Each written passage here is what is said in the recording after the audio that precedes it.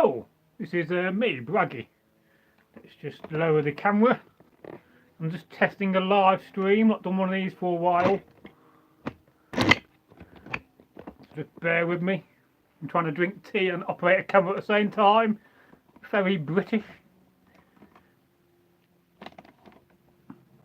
We'll wait for somebody to come in and we'll say hello. Tea. If you're British, you've got to drink tea. Anybody there? I am Bragi. I am the creator behind the channel, NorthworthySagas and Stories. Let us know what the quality is like on the camera, and also let us know what the sound is like. Am I coming through nice and clear? And just had a comment there from Rickardson. He says, "Hey old brother." If you don't know, on this channel we like Vikings, and so a lot of us are brothers, but let's not forget our sisters too. So I'll read some of your comments. I've got no real set plan for this live stream. I'm just kind of testing a live stream as I've been thinking for a while, as I'm free in the evenings more these days, and I don't tend to watch TV, so I'm often got free time. So I think doing a few live streams, perhaps even one every night, I could fundamentally do if I'm not tired, because I am working these days. And I've partly got some Viking clothes on. I got a caftan coat on, which I do wear around the house anyway, because it's better than a dressing gown and it's very nice and warm. And of course I've got my old Thor's hammer.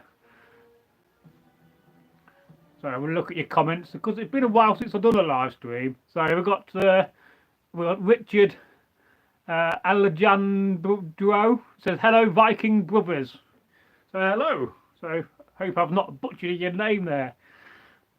And of course we've got Iric, who's one of the other channel hosts, and he sent me 2 videos today to edit and publish.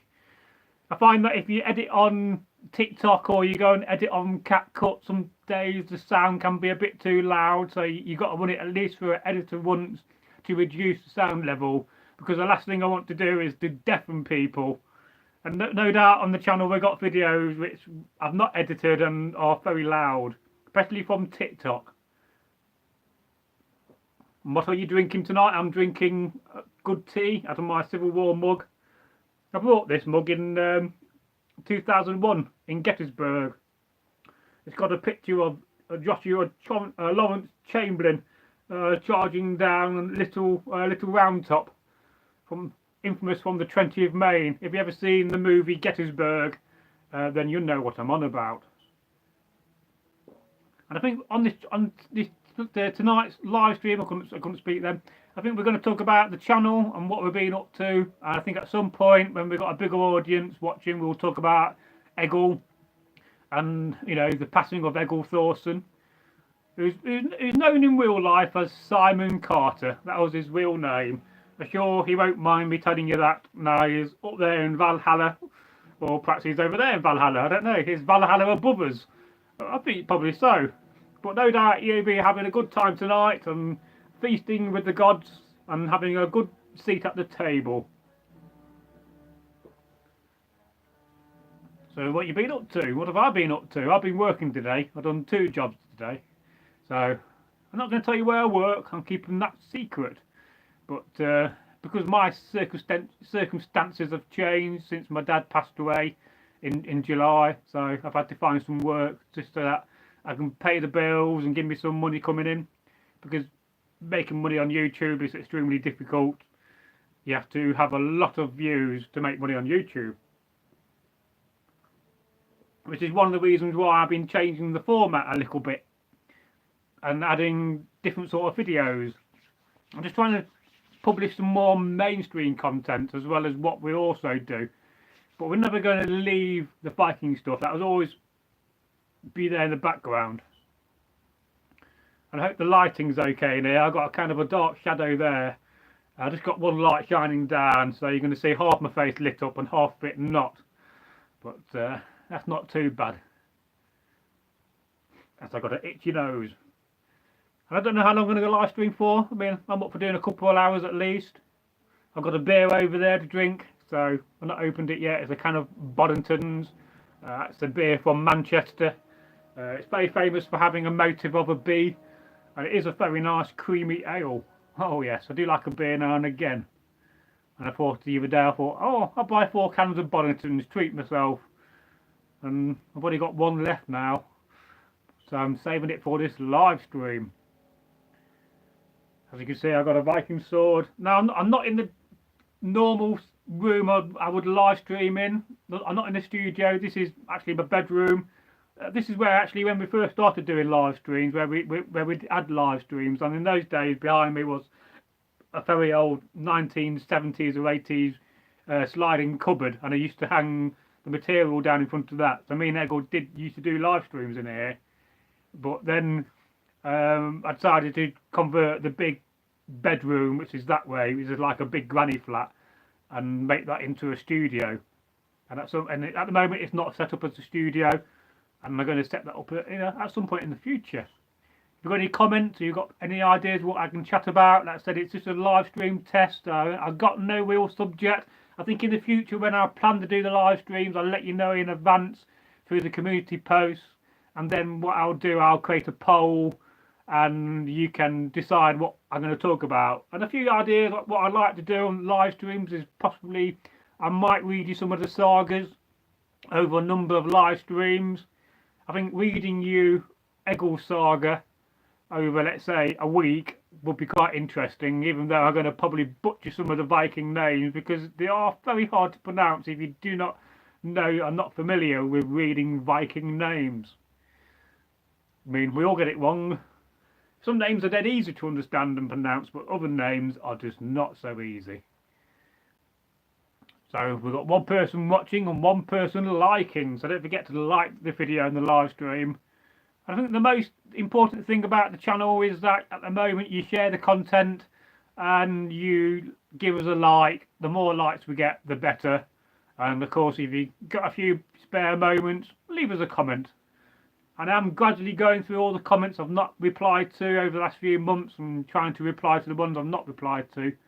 So just give me time on that. It is very time consuming. Some days I do it on my mobile, and then other days, if I'm running my PC, which is over there where I edit, I'll sometimes do it on there. But I think I often find using your mobile to answer comments, I often do that after I've done one of my first shifts. I'm sitting down with my free breakfast I get, and I got connection to Wi-Fi, so I get my phone out and I often try to catch up with comments then. That'll be some days at 9 in the morning. Yes. I've got an itchy eyebrow. Yeah, so how are you all? What have you been up to? Have you done anything exciting this year? I mean, can't believe it's October already, and soon it will be November and December and Christmas time. Oh yes, and this will be the first Christmas for me on my own. Although I'm hoping not to be on my own. I'm hoping by then my girlfriend will be, be with me by then. But that's another stage and part of my life which I may talk about later on, but I don't want to go into it too much because my girlfriend is quite private in her life. But I think in the future we are planning to make content together on this channel when she's ready to do that and the whole permits her to do that. And so that'll be another change and another dynamic to the channel. We'll be, going around travelling and filming our journeys and adventures, because we do plan to have a lot of adventures. I'm going to just go down and grab my tea. As you see, you can tell I'm a Viking because I've always got a shield at hand. You never know when you need a Viking shield, and you never know when you're going to need a Viking sword. And this is a sword actually I brought for Eggle. This is technically Eggle's sword, one I brought for him. It's one by Armour Class, and perhaps I may get that out later on. I suppose if you've been watching the content on the channel and you've been watching the fail videos, you're probably thinking, who's this bloody crazy dude on camera with long hair? And my hair has changed. It used to be very blonde, but my girlfriend kind of plaited it and dyed it bluish black. and then I've got blonde streaks going through it. At first I was a bit alarmed about it, thinking, oh, I don't know if I like this, but after a couple of days I really did like it. So she's got total permission now to dye my hair wherever or however she wants to. I don't know, she could be watching. Or, I don't know. I don't think she will be. She probably not got my notification through Snapchat, but some days we talk on WhatsApp. I do find, I don't know if I think I prefer WhatsApp over Snapchat, but I think the thing about Snapchat, it's got an AI, so I've been using that instead of ChatGPT some days to write the titles. So you ever thinking and wondering why suddenly one of the titles of a published video changed? It's because it's me copying and pasting my title and getting AI to write me a better title. Some days I'll say, well, give me 10 options and I'll choose one. But recently I've just been saying, well, just give me one option and I'll just go with that. Because I think AI does write a better title than I do. Because you've got to hook the people in. Although really, I'm doing it wrong, really. Because your title should be your first thing you come up with, then your video. So I'm kind of doing the video, or getting the video, editing it, and then I'm adding the title to the video. So I'm doing it the wrong way round. And perhaps in the future I will change that and start to film from the title itself. And I do have lots and lots of titles in hand ready to go to film from. So I'm just kind of building up the energy and the motivation to go outside and start filming again. I've got a few nice Anglo-Saxons I've not really talked about much on camera yet to compare, and perhaps we'll do some more weapon videos because they always seem to be quite popular, and I've still got literally thousands of videos in hand to edit, which is good.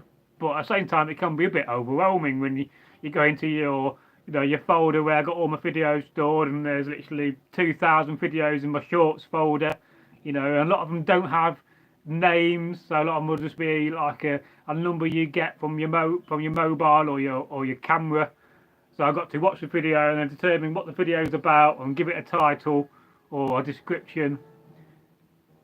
And there's lots of videos in that folder from Eggle which I've never published yet in the shorts format, let alone the long format videos I have of Eggle Thorson to publish. If you're not familiar with what I'm doing with Eggle for his legacy, on the 9th of every month I'm going to publish a new long format video from Eggle. Because I think I've probably got about 10 years worth. If I do one a month, I could probably push it to about 10 years, so that his legacy will continue on the channel. And I think for a lot of you guys that's important, because Eggle was very much loved on the channel and still is. And I think, as I often talk to Eggle about this situation, I did in the past, I did say, what would happen, Eggle, what do you want me to do if you passed away? Do you want me to keep publishing you? And we did talk about it on one or two occasions, and it was very important to Eggle, Simon, that his legacy continued, which is what I'm planning to do. So do go out and share those videos I published, and I'll probably create a poll for the next one and give you a choice. The last one I did was a folk tale about missing people. In this case it was a folk tale about a man who goes along to a police station. It's probably a much later folk tale, and Eggle didn't really translate it into the Viking times. So he talked about a man going to a police station saying, my wife's missing, I'm not seeing her for a few days, and there's this policeman saying, well, what does she look like? And the man doesn't know. And then he says, well, he also, when she was out, she was walking the dog. And then the policeman said, what does your dog look like? He said, well, the dog's about 3 foot high, 4 foot long, black and white, got 2 white paws, goes by the name of Rudolph, or whatever name Eggle gave, and gave a very accurate description of the dog. But yet, and it's the kind of the pun and the irony of the story, he could not describe his wife. So it was a short folk tale, and I thought it was interesting how we were talking about the modern thing about people going missing, and they do. There's some very scary stats about people going missing, especially women. It's what's going on in the world, where people are disappearing to, and children as well. But that there is another subject on its own. So let's have a look. Any comments? Please leave your comments to ask me what to talk about. That's always handy, because at the end of the day, this is your live stream. I'm just testing a live stream sat on my sofa. Now, I never had a sofa in my bedroom for all the years I've been here, and I've been here in this house for 23 years. So I never had a sofa in my bedroom until last year. And it was only by chance I was coming back from the pub one night and I saw that one of my neighbours had thrown a leather sofa out. And I kind of liberated it. I did ask and said, you know, yeah, help yourself. So for the next 2-3 hours in the evening, I kind of pushed it up the road. God knows what the neighbours thought. And it was blooming heavy, so I had to keep sitting down on it in the kind of areas where I couldn't be seen by my neighbours, because I felt quite embarrassed about pushing this big sofa up this road to my house. And it must have took me all night. My dad was around at the time, and he even got up and said, "Do you want a hand, son?" Bearing at the time, my dad was 91. It kind of made me laugh. He was getting up out of his chair with his summer frame. "I'll come and give you a hand." And it had these 4 legs, little round wooden things I had to take off, and I just managed to get it through my front door. And so that's downstairs now, this leather sofa. And I went back, it had a leather seat with it, and I thought I'd have that as well. And then on the same evening, this sofa I'm sitting on, I decided that, well, I'm going to get it upstairs. And this must be, you know, Viking determination to, you know, determine. Oh, I can't say the word there. Some days words slip out my mind because my brain goes. I was determined to get this sofa upstairs on my own, and God knows how I did it, and I did. I mean, if you see where my stairs are and how awkward they are, I managed to get this sofa upstairs on my own. And it does show you, you know, if you're persistent, if you keep trying to do something in life, you will get there. And like this channel, we will get there with this channel. I was looking the other day at Social Blade again. I do go on Social Blade. Are you familiar with Social Blade? It is a very good site, I must say. I've been using it for many years. And one of the things it gives you, you know, it kind of tells you about what's happening on your channel, gives you a bit of information, but it does give you future predictions about where you're going to be in 5 years. And so I think the last time I looked, our 5-year view prediction was, I think it was 93 million views and 156,000 subs. So that's something to aim for, I think. Oh yes, you can't beat tea. Actually, I got another tea over there. It's probably going cold. This is my latest tea. Never mind. What a sacrilege that is. Letting tea go cold. I'll have that later on. But yes, it's a bit too late to drink coffee or I'll be awake all night. But I don't have to get up tomorrow. I get a nice lie-in. Oh yes, you can't beat a lie-in. I've been having to get up at 5 o'clock in the morning some days. And I'm not used to that. But I'm enjoying the 2 jobs I've been doing. Although one of them's a new job I started this week. I've had 3 interviews in the last few months, and I've got 3 jobs out of 3 interviews. Although my second job, I was working at a garage, and I didn't really go to plan because I was putting on very long shifts, and it was only giving me like 6 hours between going to bed and getting up, and that wasn't enough time. And the management didn't really care about your health or your welfare. They just cared about the business, and I didn't really like that. And then the other problem I thought I had with the garage job was that I was interacting with so many people. It made me feel a bit lonely. I don't know why. I guess when you're interacting with hundreds and hundreds of people every day, which I'm not used to, and then you go to sit in a big house on your own, then, you know, that had some effect on me at first. And I did enjoy it at the garage I worked at. I won't tell you which one it was, or which major brand it was, because there are some major brands of garages out there, like Texaco, wasn't them? And most of the staff were very nice, apart from one guy who's a right job's worth. I've been working a morning shift. I've been awake since like 4 o'clock, and I would have been working 15 hours that day. And he had a right go at me because I was yawning. Instead of coming up to me like a human being and saying, "Oh, you alright, mate? You've been awake for bloody hours. You've done, you know, 15-hour working day. Should you be working 8 hours?" but he just spoke to me disgusting, and that kind of put me off wanting to work at that place. So I just kind of ignored the situation and left. But I did enjoy it when I was there, and most of the staff, 90% of them, were nice. And it was another new experience because I never in my life operated a till before, you know. And considering it was like minimum wage, the responsibility of working in a garage like that, not worth the money in my aspect. Because you know, you got so many things you got to do and be responsible for. So they're very tight with the money. I mean, if you don't know what minimum wage is, if you're in America or Australia or another part of the world, the minimum wage in the UK I think is £10.46. But you think about it, if you're working 20-30 hours a week, that's not a lot of money to live off. And to pay you know, the average rent in the UK is about £1,200 a month. That's a lot of money. And then you got your council tax, and you got house insurance, and you got to pay for your heating and your gas and your water.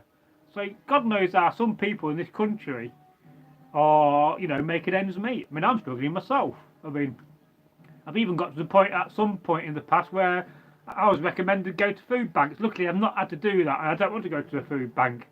But basically, you know, I've been on universal credit, and they said, oh, well, you know, you need some support, so here's some numbers for you if you can't feed yourself.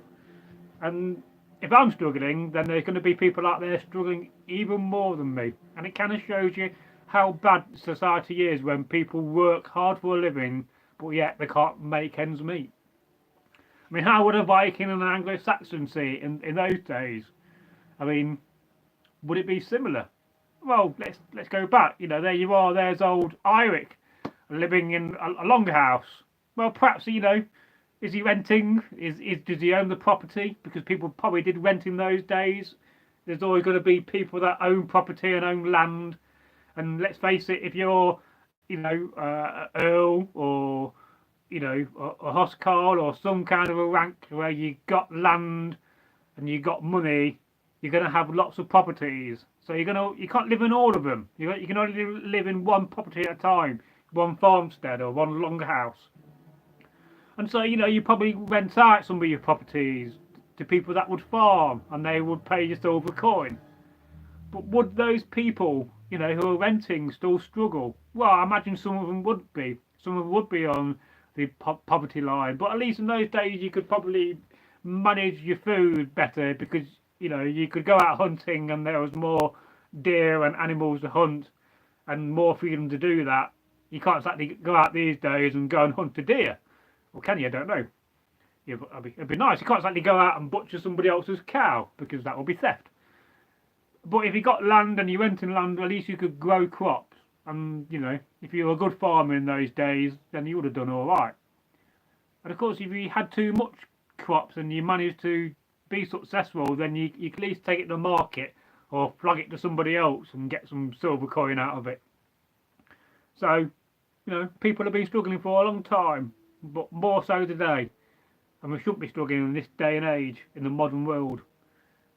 But let's just think about the people in other parts of the world that, you know, live off £1 a day, like in Thailand. You know, watching a documentary the other night about people going abroad and you know, basically going to find a wife. You know, they'll basically go and spend £3,000 and go and meet a Thai wife, or go to Ukraine and meet a Ukrainian woman that you possibly may marry. Not a cheap thing to do. But I did see during part of this video there was a guy that married a Thai woman, and she was saying that, you know, in Thailand you work all day, you earn £6 or £10 at the most, but in the UK you're going to earn that an hour, and she thought that was amazing. So could you imagine living off £6 a day? You know, I couldn't live off £6 a day. That hardly, you know, what would £6 today get you? Yeah, milk, you know, you're looking £1.50 to £2 for milk. Bread, you know, £1.50. So already that's £3.50 gone, you know, or £3. Let's call it £3. But then if you like tea, you know, tea's going to cost you £1.50 for some tea bags. So you're down to £1.50 you got left. What are you going to buy with that? A couple of cans of food, baked beans. You know, you have to buy some cheap baked beans, you may get 2 or 3 cans. But living off £6 when you also got to heat your house and pay your bills is pretty much impossible. So I'm going down. I'm going to drink some more tea. Now I have just been getting over a cold, which is probably why I sound slightly different. I went to work last week and one of the staff had a cold and he kind of spread it about all the staff. So last Tuesday I came back from my shift and throughout the day I started feeling, you know when you feel like you got a cold coming on, you're starting to sneeze more and suddenly your nose gets a bit runny and you're sneezing more and more. It happens very quickly. And it's a bad time I got to Tuesday evening. I definitely had a good cold, and then Wednesday I had quite a bad cold, and luckily I was off that day, so I stayed mostly in bed to get myself better and took loads of vitamins and got loads of sleep, because I do think when you got a bit of a bug, a bit of a cold, you know, sleep is a good thing to give your body a chance to rest. But I just ended up now with a nasty cough, as you can hear. But then how would have an Anglo-Saxon or Viking have dealt with a cold? Well, they would have gone to the blacksmith or somebody, one of the elders who knew about plants and herbs, and they would have got some plants from the hedgerows and made a concoction and treated it that way. Or, you know, probably as a Viking you'll just battle on, drink loads of mead and say, sod it, I'm just going to keep battling on. So, but no doubt, you know, we still have the same problem today as we did then, and some people would have been affected, especially if you're ill and you got bad health. And like today, where you can go to the doctors and get diagnosed, you couldn't really get diagnosed 1,000 years ago because they didn't even know understand germs or half the things we can have. So they probably blamed Loki or some other demon. Well, I think Christians would have said, oh, it's a demon, and Vikings would have just blamed Loki, because Loki seems to be responsible for lots of bad things in my books. So we've got 8 people watching. Now don't forget, you do have the option to leave a comment and ask questions, because I do love that, and I do love reading your comments. And we've all tried to vary these live streams where I'll set a plan about what I'm going to talk about in the future. So, yes. Cheers everybody. Oh yes, we drink a lot of tea in the UK. Tea is not for pouring into a harbour, it's for drinking. Oh yes, the old Boston Tea Party. What a sacrilege that was. Made you think though what effect it would have had on the harbour. Would it have turned it all black and brown? How much tea did they actually get rid of when that happened? In, what was it, 1775 or 1776, I forget now. But a fascinating period of history is the American War of Independence. I've always wanted to reenact that war. I've never really done that. I'd be an American, I wouldn't be a redcoat. Maybe I'd be a German mercenary. Some of their uniforms are quite nice. But yeah, I'd probably be a Marylander or Pennsylvanian State Infantry line. Yeah, maybe a sharpshooter. Rifleman, as they would have called them.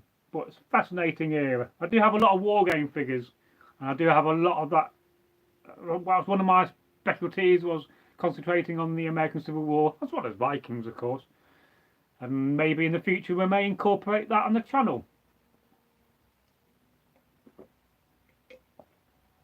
That's my tea gone now. Now, because of the fact that Egil Thorson passed away, and our #1 fan from Derby, that is a man who we know as Thomas Dale, has been thinking about starting a channel on YouTube for a while. So I'm going to give him a little bit of a plug whilst I think about it. And so Thomas, I often call him Thomas of Dale rather than Thomas Dale, started the channel. And he called that channel Egil's Moustache Gaming. Now if you go to our wall where you can see what channels I kind of recommend, I very recently updated that and I put Egil's Moustache Gaming channel, and most of it will be about Warhammer, and I do think Thomas has come across very well on camera. From the videos I've watched, he's got the natural ability to talk on camera. So do go and subscribe. I'm reconnecting. I've gone. So yes. So I think I've got a few videos here, and I've got a few comments. They're not been popping up for some reason. So normally, when you do a live stream, your comments pop up, so I've not been seeing them. So let me go and read you some of these comments then, because I do like to do this in a live stream, and not enough YouTubers do this. So we got is it Glitch Ali? I think I need to wear glasses. I'm getting to that stage where I need to get my eyes tested again. But I would make a right spectacle myself. So he says hello, and Iric says we need to go raiding to earn more coin. Ha! Oh yes. Anybody got a long ship? We can go and raid Francia, or perhaps Spain.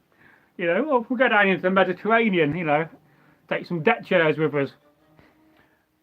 And Richard El Jandro, a big greetings from Mexico. Oh yes.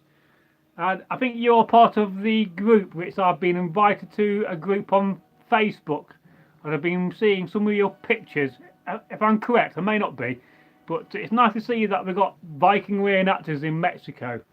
And one day I'd very much like to go to Mexico. I've never been, and I love the music and the culture, and I do like tequila as well. So one day I'll come over, I'll bring some of the Viking gear, and I'll come and tell you some stories from the Viking times, and do some reenacting with you guys. So, and he says, I'm very sorry that I don't understand what you're talking about. I don't speak much English. No, well, that's okay. I mean, not everybody talks English, and because of where I come from in Derbyshire, I've got quite a broad and deep accent, which kind of makes it a bit more difficult, and also because I talk very fast. But at the end of the day, it doesn't really matter, because we're all Viking brethren on this channel, and that's the most important thing. And Iric says, I want that sword, aha. But you never know, I may give it to you one day. I'll bequeath it to you in my will, Iric. So we've got Red Tower Productions says, hey buddy. So hello to Red Tower Productions. And Iric says, hail, Red Tower Productions. Oh, hail indeed.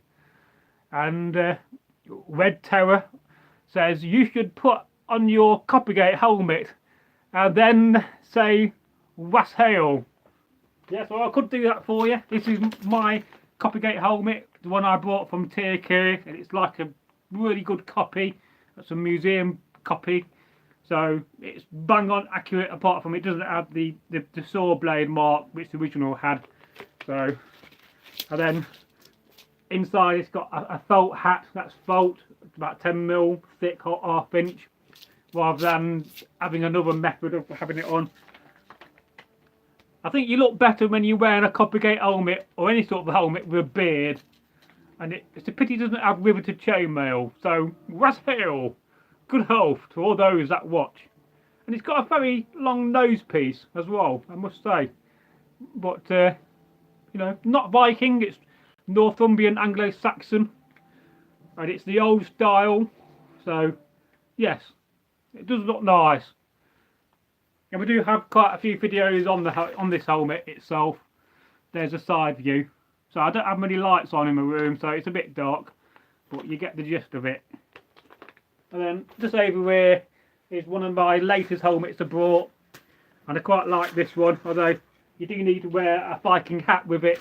This is the Gamumbo style helmet, and literally I got two of these from the same trader. And what I like about it, first of all, it's got riveted mail. Then what I also like about it is something I kind of discovered, is that it's very good for doing videos where you got to add a video. So I can stand in front of the camera and, let's say, for a minute and wear this helmet, and then I can get some completely different audio and put it to it, because you don't see my mouth when I wear it, and I will put it on for you. So that's quite good and useful. So I must go out and record different videos of me wearing this helmet. And I find wearing a hat some days with these helmets. We'll try it with a hat first of all. If not, I'll have to take the hat off. And of course, this is the hat I made for Eggle. It used to be my hat originally. And then Eggle tried it on one day, and I thought to myself, well, it looks better on him. So I kind of gave it to Eggle to wear on camera. So I'm wearing Eggle's hat. It's probably got his hairs in it still, and his grease from his head. Never mind. But and then with one of these helmets, you got to try to get it on right. The thing about wearing a hat with one of these helmets, let's actually take the thing out of the eyepiece, and we'll try it on again. You definitely want to wear a hat, because if I didn't wear a hat with this helmet, it'll be sitting too low on my face. And it does make a big difference when you're trying to do Viking combat or film a video that your helmet sits in the right place. Although it's got a leather lining inside, which you might be able to see if I adjust the mail, just to see some of it. But most helmets do come with. It's not brilliant in the same sense, it's just too low. So what you could do is you could pad out that leather lining with sheep wool or other material to make it sit high on your head. That's one option. Or just get yourself a good Viking hat.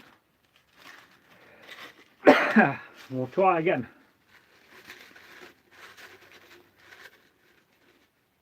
There we go. I do like this helmet, but the only thing I don't like is the mail sits on your face. I'll talk about that in a minute. Now I did think about, you know, blacking this helmet up, whether it will look nicer being darker, or whether it will look nicer not dark. And I'll just talk about the mail. As you can see, the mail doesn't go quite to the spectacle bit. So what I will do at some point, I'm going to drill one hole there and put a chainmail link, and then have it so that it kind of pushes it out a little bit. Then it don't feel like it's sitting on your face. It just feels uncomfortable in that situation. But yes, I mean, that was from Maxim Armories. It took me about 10 months to get it, mind you, and lots of emails. And if you are going to buy from Maxim Armories, I recommend go to a store when he's at an event and you see him. Buy it then and there instead of waiting months and months and months. No doubt he's very busy and he gets lots of orders and he loses track, which is one of the problems with traders. So let's just go back to your comments, because I know there's more that I've not seen yet. So Richard says good helmets, and we got THC Grey Wolf, lovely kit. Why, thank you very much. And THC Grey Wolf, I've not seen before on the channel. Fresh home from Hastings, and I'm exhausted. Oh, great! I would have loved to have gone to Hastings, but I was just working, and maybe in the future I may go. I've got to really think about finding a group to join, because I'm not in a group. Reconnecting, so.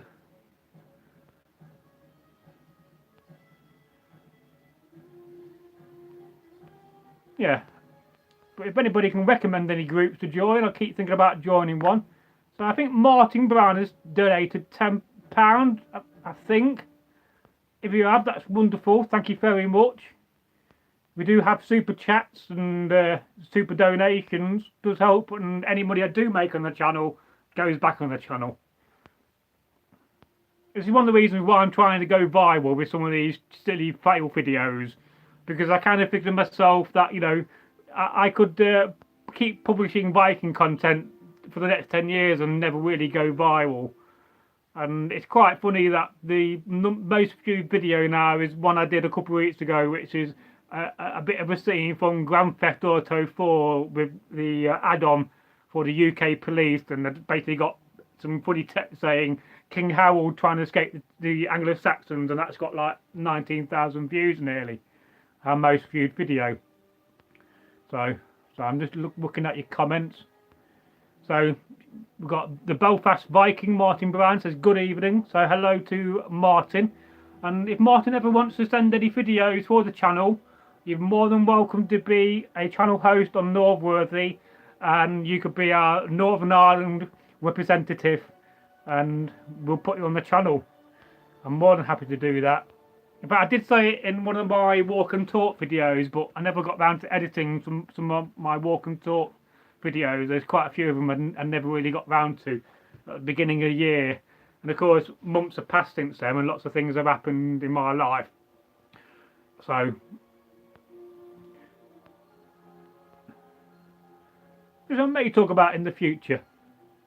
I've had a really bad year in many aspects. It's probably been one of the worst years I've had in my life. So, you know, my dad passing away, I've had lots of problems which I can't really go on about. But also in the same time, I've also had one of the best years of my life because I met this really wonderful girl. Her name's Abby, that's all I'm going to say. And she's really gorgeous and pretty and intelligent and funny. And we get on like a house on fire. And for so long I've been single. I never thought I'd actually meet anybody who I'd want to settle down with, let alone marry. And I'm kind of getting to that stage now where I can kind of see the rest of my life coming together. And it was funny because how it happened, I'll tell you the funny story about it. Because some days, you know, I'm sitting in my room and I still talk to Eggle in a sense of, you know, I'll hear his voice come in my mind. I'll say something to him, you know. So I was just reminiscing to myself, and I said, you know, if you're up there, I go in Valhalla, you know, send me some luck, mate. You know, find me a good girlfriend or a good wife. And then like a few days later, I was on a dating site, which is where I met my girlfriend. I think it was Badoo. I've been on lots of dating sites over the years and never really had any success on dating sites. I think partly because I'm not very good at taking selfies, and secondly because I'm not very good at writing descriptions. And I think because it's so fast, you know, you're on your mobile, it's either swipe left or swipe right, and people look at you for a couple of seconds and judge you straight away without actually getting to know you as an individual. So I saw that I had somebody match with me or like me. And one of the tricks what you could do on some of these dating apps like Tinder and Badoo, you can kind of, you won't see the person, you see a blurred image, but you can shut the app down and restart the app. And then sometimes they pop up in the first number of people you see. And so you remember what they look like in the image, you know, the position they're in. And so I found myself very suddenly, you know, matching with this really wonderful woman. And we got talking. It was a Tuesday. And I was down one of my local Wetherspoon pubs in the beer garden. Because I think it was about 1:30 in the morning when we matched. And I thought to myself, well, it's too late to send her a text now because that'd be a bit rude. I think you probably agree. Sending a text to somebody, you know, at 1:30 in the morning, unless it's like your best mate and you know they're going to be away, you know. So I waited till the next day. I was patient, and I went to see an old friend that day. I had a few meetings, and I thought, well, I'll go to the Wetherspoons pub because A, it's cheap, and I like the beer in there. Most of the time, the beer is good. So I was in the beer garden, and I thought, oh, well, I'll send her a text. So next minute, she replied, and then within a couple of hours, we had a very long conversation, and she kept on asking me loads of questions, like, you know, 1 to 10 in questions, and I kept on asking her questions. And then it came to Wednesday, the day after, and we were still continuing our very long conversation. And she kind of like begged me to come down to see her. She lives in Tamworth. If you don't know where Tamworth is, or Tams, well, Tamworth in Anglo-Saxon or Viking terms would be Tam is a person, and worth basically means in Saxon a meeting place or a marketplace. So it will basically translate as Tam's meeting place or Tam's marketplace. So it probably would have been a small village, and of course it's got a big castle at Tamworth, and that would have came a little bit later on. But no doubt that castle probably goes back to the Bronze Age and Iron Age. I expect it would do. And there's always probably been somebody who had wealth living on that big hill. And so she begged me to kind of come down to see her for a few minutes. So I made a very spontaneous decision to get in my car and drive just past Burton-on-Trent. And she sent me a text saying, we'll come and meet you. She'll get in a lift by somebody. And so we met for 5 minutes. and she gave me a nice big hug, and then she gave me a lucky horseshoe. Although I'll tell you a funny story in a minute about it. And then we left, and then we carried on chatting, and within a week we started date. Well, we kind of decided to bypass dating and just start going out with each other. So I've been driving down to Tamworth quite a bit, and it's just been a wonderful, wonderful experience. Although when I was texting my friends about it, I kept on saying I've been given a lucky shoehorn instead of a horseshoe. And it took me about 2 weeks to realise that I've actually described it wrong. It was a lucky horseshoe. In fact, I've got it here. Here. This is what she gave me. She gave me this is a horseshoe. If you don't know what a horseshoe is. And I did think to myself, what does it mean when a woman gives you a horseshoe? You know, of course it means good luck. And the granddad gave it to her and said, you know, give that to him. So we kind of met because of this. And I was, like I said, I was talking to Ego in my mind saying, you know, send us some luck from Valhalla. And then the next thing I find myself going out with somebody, and it was very surprising. But I digress. Anyway, we'll go back to your comments. So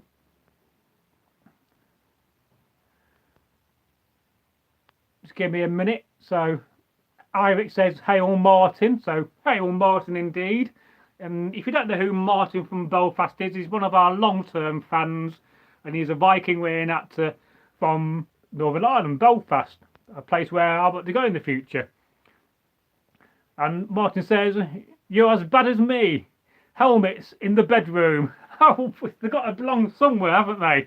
So, yes. And of course, that one up there used to belong to NorthworthySagas, my old mate, Alan. He was a very big fan of the channel, and he passed away of COVID during the first COVID wave. So there's a very big helmet for my head, to be fair, and I do miss Tepto. And we got a comment here from Jarl. It says, Bragi, I just want to tell you that I am grateful for you and your videos. Much love from America. Well, thank you very much, Joel. You know, we do aim to please, and we do aim to be around for a long time, because, you know, I've still got many, many years left. And I'm determined to get somewhere with this channel and to see it become the channel it should be, a really big, massive channel. And we're going to do some amazing things in the future. And now that I'm not actually stuck at home, I can travel. We're going to go and film at places and add different sorts of content to the channel, because I think that'll be very exciting. So Martin says, never had tea or coffee. Yuck. You never drank tea or coffee in your life? How do you survive? I mean, I definitely survive on coffee in the morning, or when I'm tired. I mean, some mornings when I'm waking up and I've got to go and do a shift and I'm not been to bed because of my chronic insomnia I'll have like 4 or 5 spoons in my coffee mug. Fair enough, you know, it's a big mug like this. And then I'll have half hot water and half tea. And some days I even have 2 of those mugs. But no wonder I can't sleep some days. And we've got Chunky Monkey. 55555. He says, do. And Joel says, Viking, this place sucks. I'm going to found my own country, Iceland. Oh yes, we'll have you in the UK. Oh yes. So Martin says, normal Viking pay for a free man was 10 shillings a month, or 50 silver pennies, or £1,000. Yeah, that's still quite a lot of money in those days. So thanks for letting me know. I didn't know that. If I did know that, I've probably just forgotten. So we've got a comment from Otho10. So hey Bragi, thank you for the nice videos you've made. Go. Yes, and I do hope you don't mind some of the more diverse short content I'm putting out. At the moment I got, you know, I go on TikTok and I watch videos and I think to myself, well yeah, that's not a bad video to share. And so I think to myself, oh, we do some reposting of videos just to boost the channel. I mean, I don't know what you think about that, whether I should repost other comments. So, of course, Chunky Monkey says, East India Company. Oh, yes, that ought to do with the Boston Tea Party, I think. And Red Terror says, do you think that the founders of Wessex, that being Serdlick and Sinlick, were Vikings? After doing research into them, they seem to have started off as Viking raiders. Well, let's not forget that the Anglo-Saxons also too raided in the early times. So it's a possibility they could have been Vikings, but I think they're most probably going to be Vikings. And don't forget, we do have merch on the channel, so do go and check out the merchandise. Although at some point when I get my other phone back working, because I've not got connection to the shop to add more content and more t-shirts designs, I will come up with some more designs. And if anybody wants anything specifically being designed to have on a t-shirt, I can't control the price of them, and that's not in my boundary of control, because you know, I think some days I look at the price of some of these merchandise we have and they are a bit expensive, but at least they're good quality and they come from a good company. So, and we've got Aaron Kelly says hi, weird but makes sense, and Offer 10 says hi Aaron, and Aaron Kelly says congratulations. Well, thank you very much, and that's us caught up with the old comments. So yes.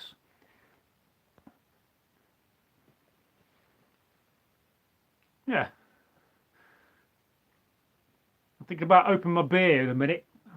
I've got no plans for tonight. I don't have to be up in the morning, so literally I could carry on until my voice goes, and until there's only one person watching, if you like.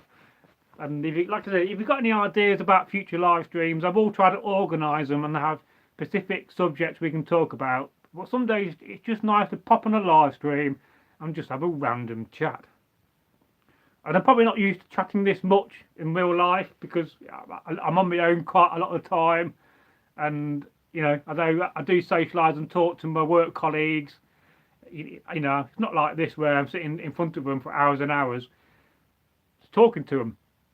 I mean, I work with a guy, I tell you, his name's Russell, and I gave him a nickname, and I called him 9 Weetabix Russell, because every morning when he goes from work, well, he only works 3 days a week, but every morning he has 9 Weetabix for breakfast.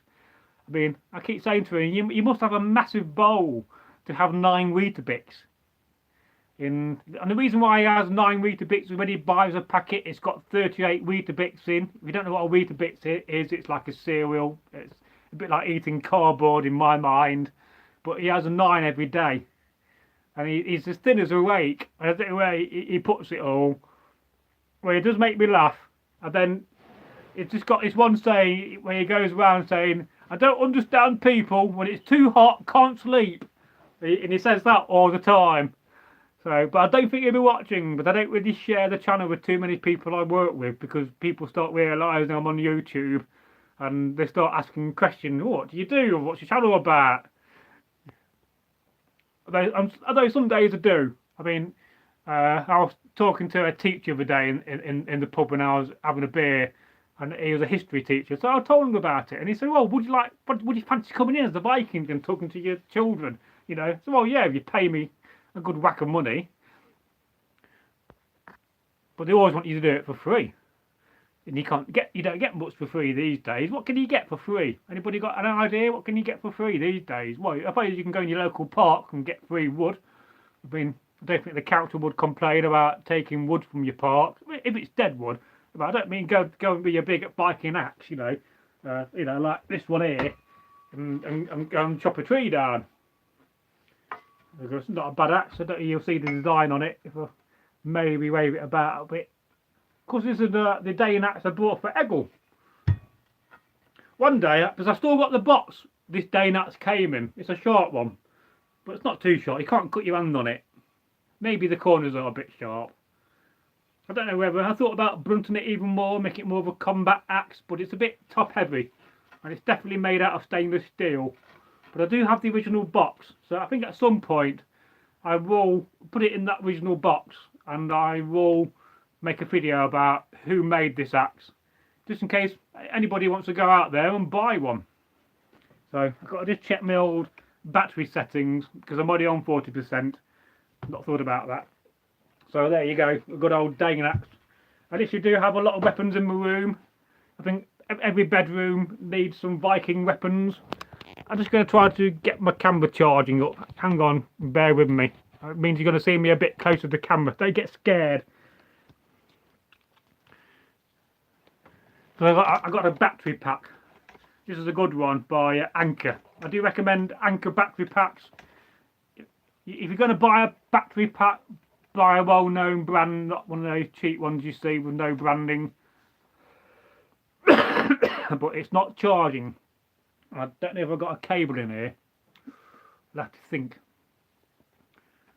Well, my battery is going to die on my camera, and this live stream will get cut rather short. This is not the whole intention. It's because I'm using this dodgy white cable I bought for the channel. It don't really work because it's just a cheap one. We'll see. I don't know what the battery is going. We've still got some time left anyway. I could run downstairs and get another cable, but you have to bear with me for that. Of course, don't forget, leave your comments and anything you want to ask, any questions. A sword drops on the floor. Oh dear, that does happen though in life. One of the nice things about this sword, it's got a nice bottom shape. That's rather nice and nice design. So it's a bit dark in here for you to see it. And of course it's got a peace tie. And the reason why I have a peace tie, because when King Alfred was about, it was one of his many stupid laws he wrote, saying that anybody comes into Wessex must have a peace tie on the sword, so that you don't take it out and attack somebody. But there's a practical reason for having a peace tie, because if you're running about the battlefield, the last thing you want is your sword to pop out your scabbard and fall on the floor. But of course, if you do need to get it out to fight somebody in a battle, when it's tied up, it's a bit of a pain, because you'd be there like, oh, why can't I get my sword out to go and beat Eirik up? And, you know, some big Viking or Saxon's not going to wait for you and say, oh, you know, you just carry on and tie your sword whilst I wait here. No, they're going to butcher you and chop you down with a big sword, aren't they? It does make you think, you know, if anybody ever dies stupidly, because the fact that, you know, I can make a video on this, the fact that they got the peace tie on the sword, you know, it could be another one of those stupid ways to die as a Viking videos, which I've filmed quite a few of, and there's still quite a few of them to come and to be edited. And if you've got any ideas or any suggestions of stupid ways to die Viking, then please let me know in the comments and say, Bragi, you should film this video, and I'm more than happy to. Because what I often do, especially on my mobile, I take a screenshot of the comment, so it'll be stored on my computer or on my phone. At some point I will see it again and think to myself, yes, now's the time to film that video. So have a look at my battery. So you may need to bear with me whilst I go downstairs and get another cable. We could end up having a very short live stream. But if you want a very short live stream, I mean, how long could you watch me for? I did once have a crazy idea about having a go at doing a 24-hour live stream, but I think by the end of it I'll be knackered and have no voice. And would you watch me for 24 hours?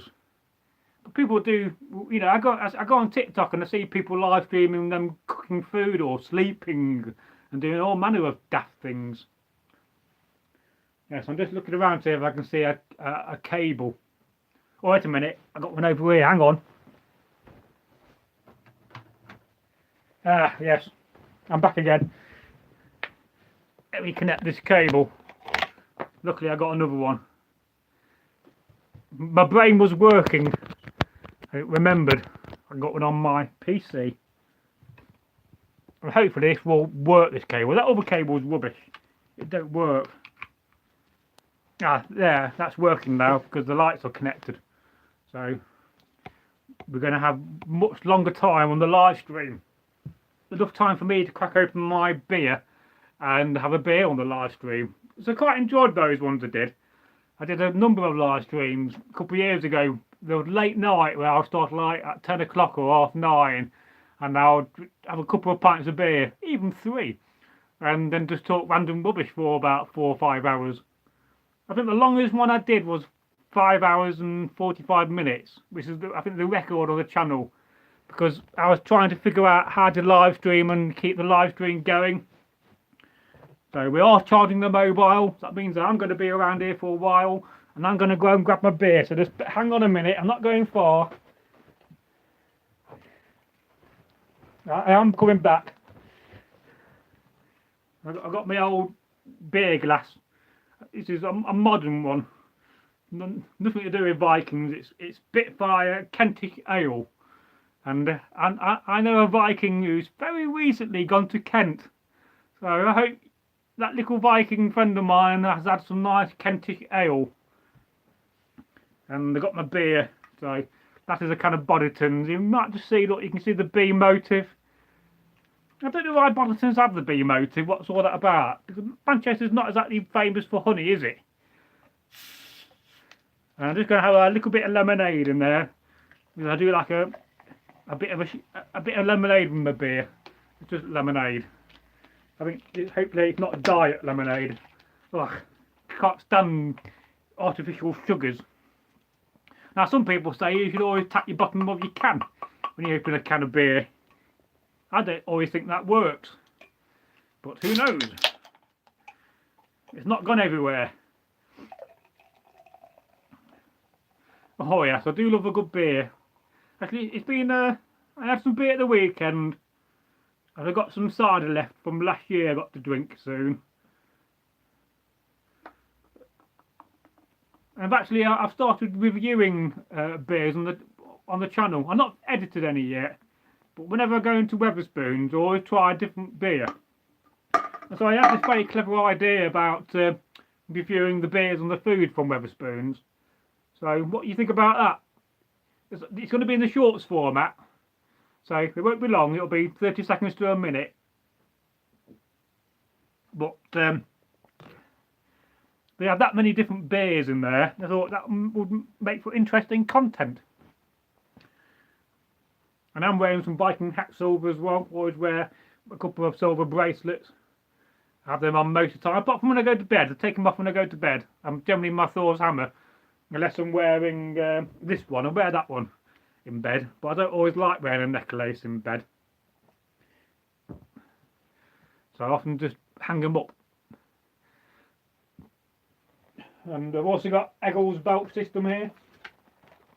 I've got quite a bit of Eggles kit. It's left round here. So I did make a video on this. I think this bolt system, although the Seax is mine, it's one I bought from a dude that played King Harold.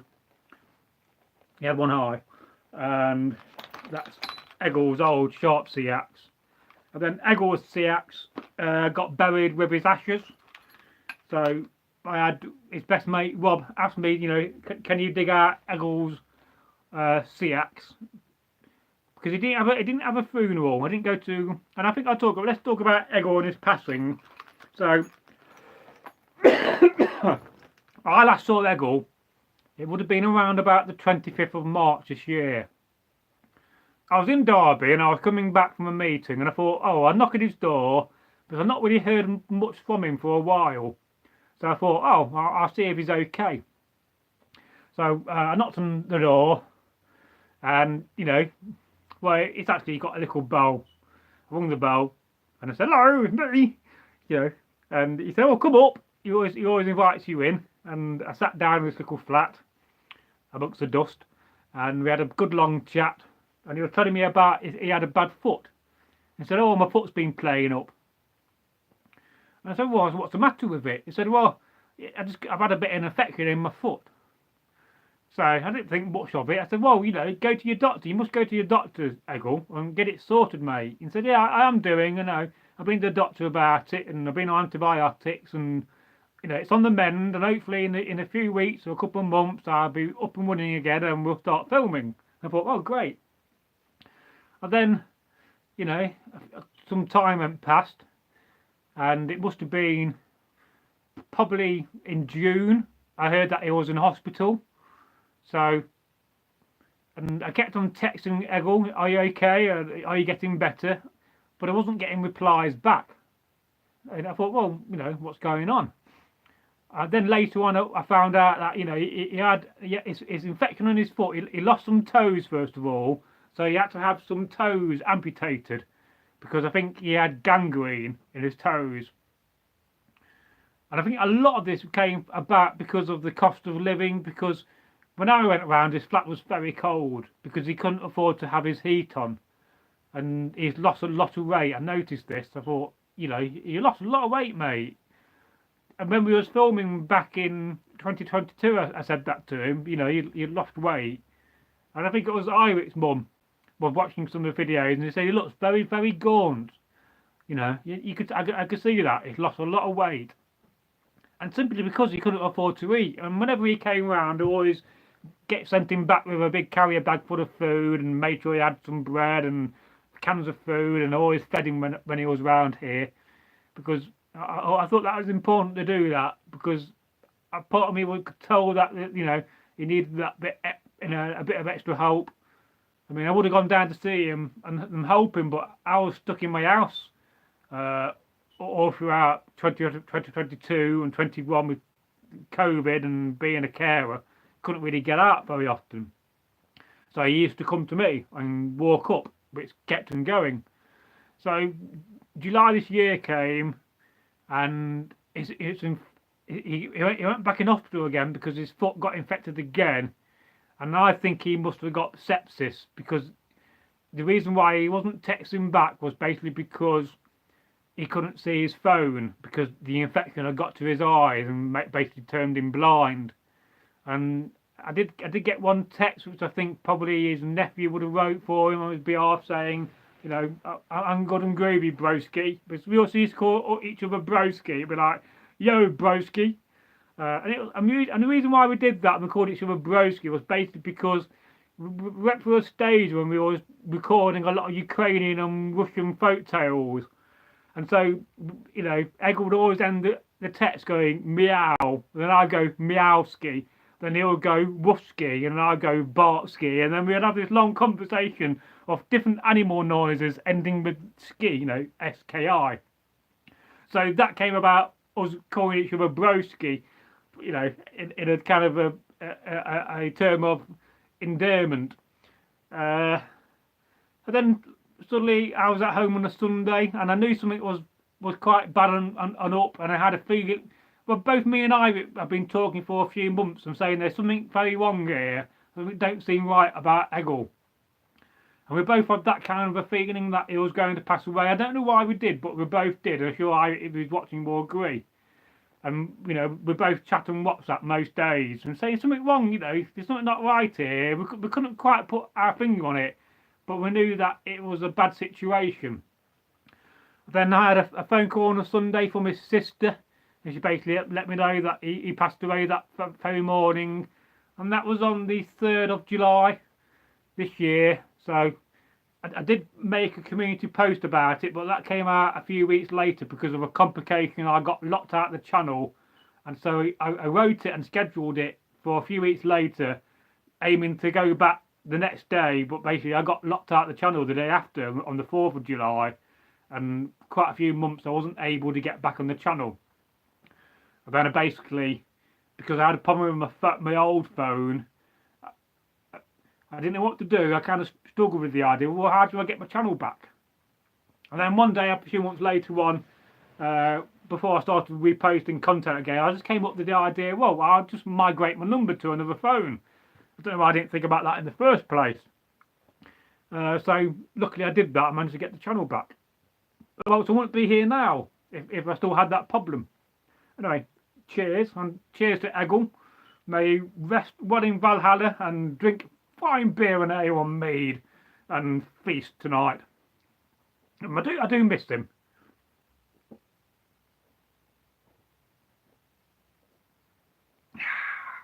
Ah, lovely beer. So, you know, that was the demise of Eggle. It was just so sudden. That was the shocking thing about it, you know. I texted TK Graham and he said, good God. I said, what's happened there?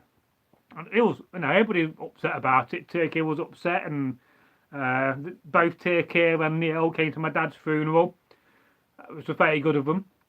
So hello to TK and hello to Neil. I love you guys to bits. If you're watching, you never know. And I don't think Neil will be watching, but I don't think Neil looks at the channel very often. But some days I know TK would watch. as I go back to your comments. So no more new comments. So don't forget, you can leave a comment. Don't be shy. That's my cold gone to my chest now. So of course, Eggle passed away. I then had another phone call the day after from one of his work colleagues letting me know, but she didn't know that his sister, I can't remember his sister's name, it'll come back to me, it's in my head somewhere, and said, oh, did you know about Eggle? And I said, well, I did, yeah, and we had a good long chat about him. And then his best friend Anthony sent me a message on Facebook saying, it's all sad about, Simon passing away. Well, he knew Eggle as Si. A lot of people called him Si, S-S-I. So that was his kind of a nickname when he wasn't being called Eggle. I just got so used to calling him Eggle because he was on the channel so much over the years. I just would be so thankful that he filmed the content he did, because it's wonderful content. And I think my two neighbours from down the garden, they refer themselves as the garden hippies because they're both hippies in the 70s, Mick and Maureen. So hello to Mick and Maureen. They said something very nice about Eggle. He said he was one of my very few friends who was genuine and never wanted anything from you. He just wanted to be your friend. And I think that described Eggle, Simon, to a key. So very much missed, but I think when I was talking to Anthony, he was emphasising the fact that his family and his friends felt it was very important that his legacy continued to carry on the channel, because we do not want Eggle to be forgotten, which is why we have Eggle Thorson Day on the 9th of every month. And I did debate for a while about what date to do it on. At first I thought to myself, well, should we do it on the 3rd, the day he died? But I thought to myself, well, that's a bit morbid. So I thought, well, what about his birthday? That was a good possibility. Can't remember what date his birthday is. I do remember, it's in my mind somewhere. But then I thought to myself, well, actually, no. I think the 9th, because the 9th is a special number to Vikings. If you understand Viking culture and myth, you understand why the number 9 is very special.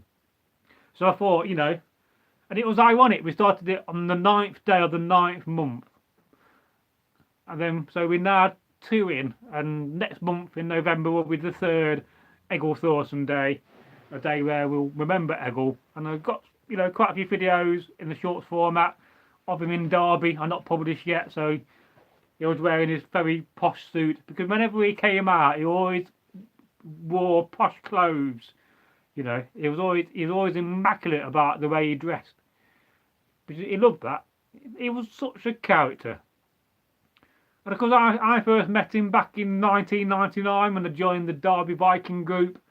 I suddenly became very good friends with him straight away. We both kind of got on with each other. So I used to go around his flat and have a glass of wine.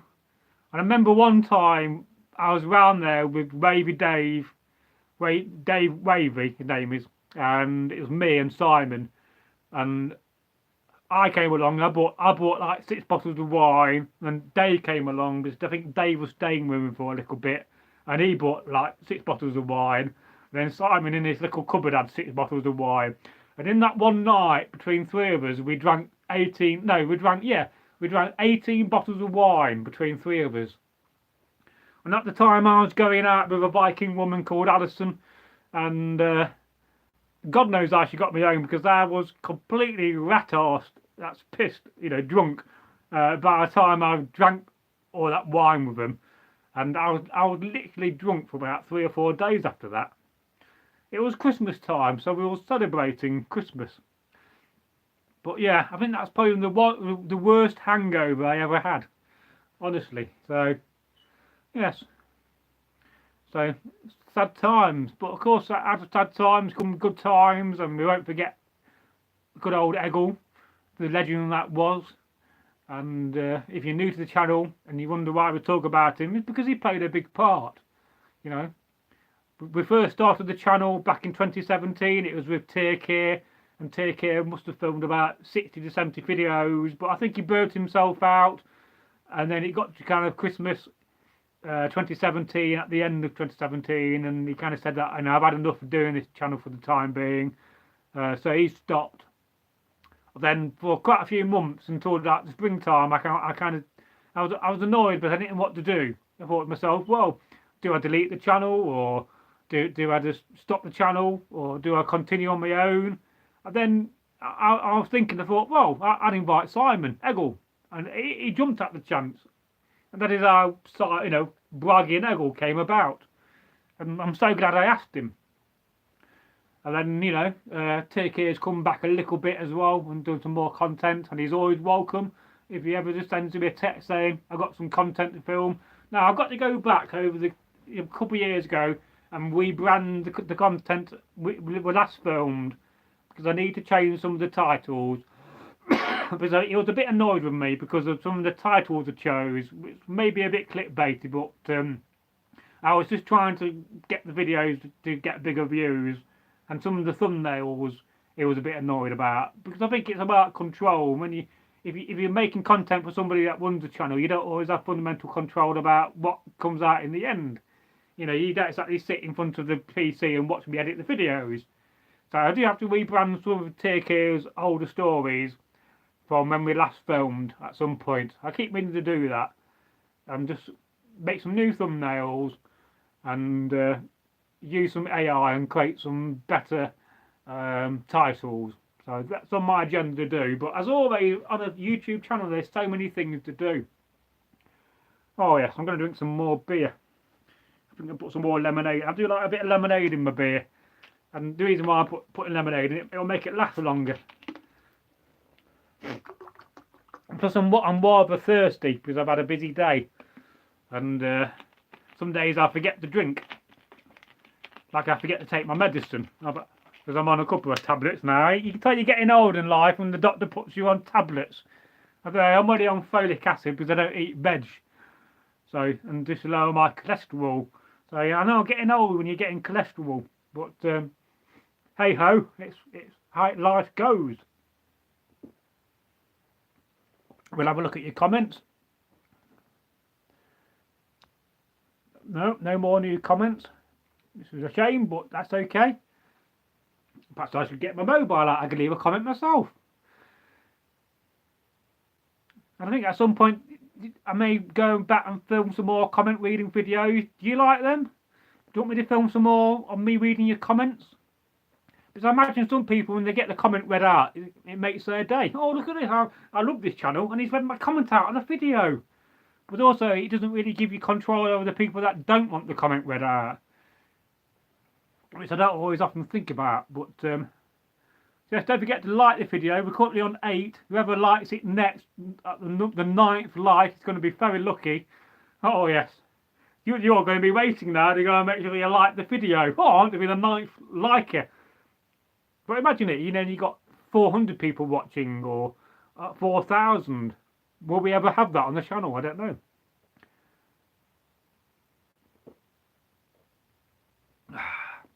Wassail, good old, or skull, in the old Viking tongue. Oh yes, I can't wait to get rid of this bloody cold. I don't want to give it my girlfriend when I see her next. So what else can we talk about? I was a bit daunting putting that shield up there. It was at some point I thought to myself, oh, it might fall down. And then recently I decided to change it and paint these red sections in. What do you think? Have I made it better, or have I made the shield worse? Because originally it would have been, for many, many years, well, you're talking 17, 18 years, it's just been white and blue. But one day I kind of thought to myself, I've got some red paint. I'm going to paint it red in the other sections. What do you reckon? Have I improved that shield and made it worse? I'd love to know your thoughts on that. As long as they don't fall on my head and knock me out. Because they are quite heavy. Yeah. One day on camera I will get around to it. I will demonstrate how we make our shields. It's one of those things, I want to do, but I never have enough time. Oh, I could sit back now and relax. Oh yes, it's like sitting in your house, talking to people you don't see. It'd be good though if you could have a live stream and you could have a camera at your end and you could see who you're talking to. But never mind. So we've been going now for 1 hour and 20 minutes. That's not bad. I don't know where we are when it comes to battery, but we're still charging, so that means I could continue for a while. So I could do finding a hanky and blowing my nose with I've got it cold. Hey, I mean, look, it's that time of year, isn't it? You get to this time of year and you always get a bloody cold around about October time. Now some people like hankies, some people say they're disgusting, but I think a hanky makes the man. It's exactly you want to see on camera, somebody blowing the nose and coughing. But bloody colds, I hate them.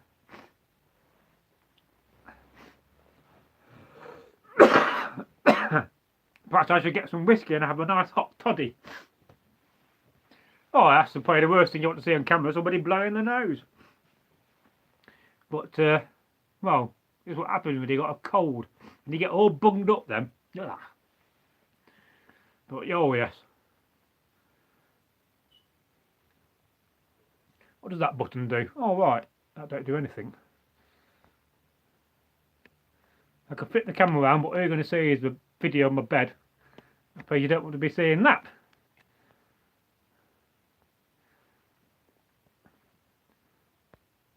Make sure we're up to date with live messages. Oh, right, so I think we have lost a few. Have we lost a few messages? Ah, yes. So I've now updated my messages. I didn't know that because I'm not used to doing live streams. So let's just go back and we'll see and read some more of your comments and answer any questions you've got.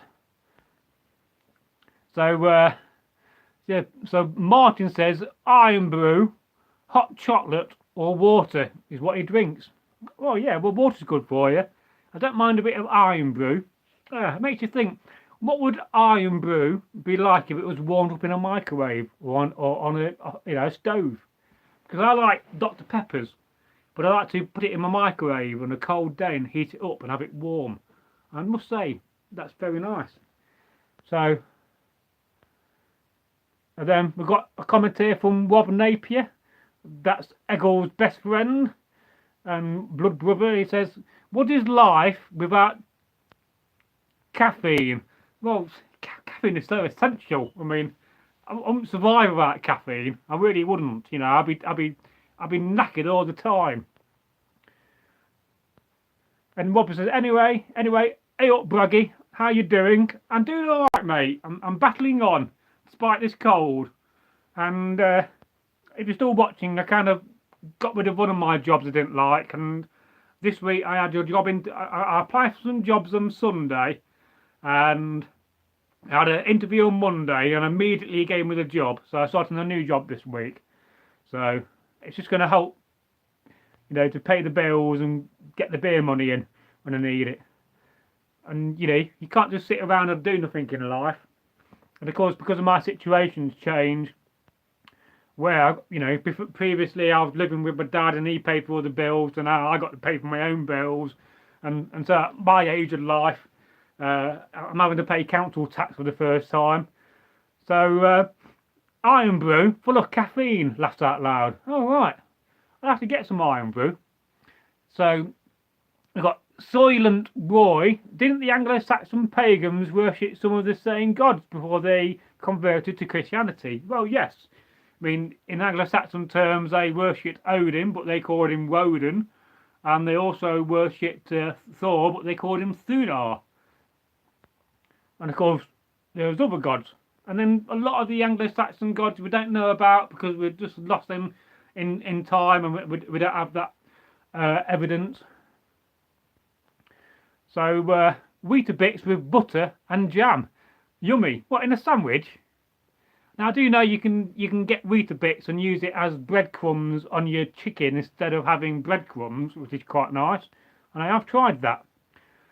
And Chunky Monkey says, it's a good idea. 24 hours stream. Well, I think at least once in my life I will attempt to do a 24-hour live stream. Perhaps I might do it for charity or something. And we'll see how long we can go before I die on camera of being awake too long. But oh boy, I'm going to need a lot of caffeine for that live stream. You'll have to get a lot of like big containers of coffee ready to keep me going. And then no doubt we'll need toilet breaks. I mean, how you fit that in, I don't know. But yeah, one day you never know. So, I think Rob's probably gone because he headed out at 8:42.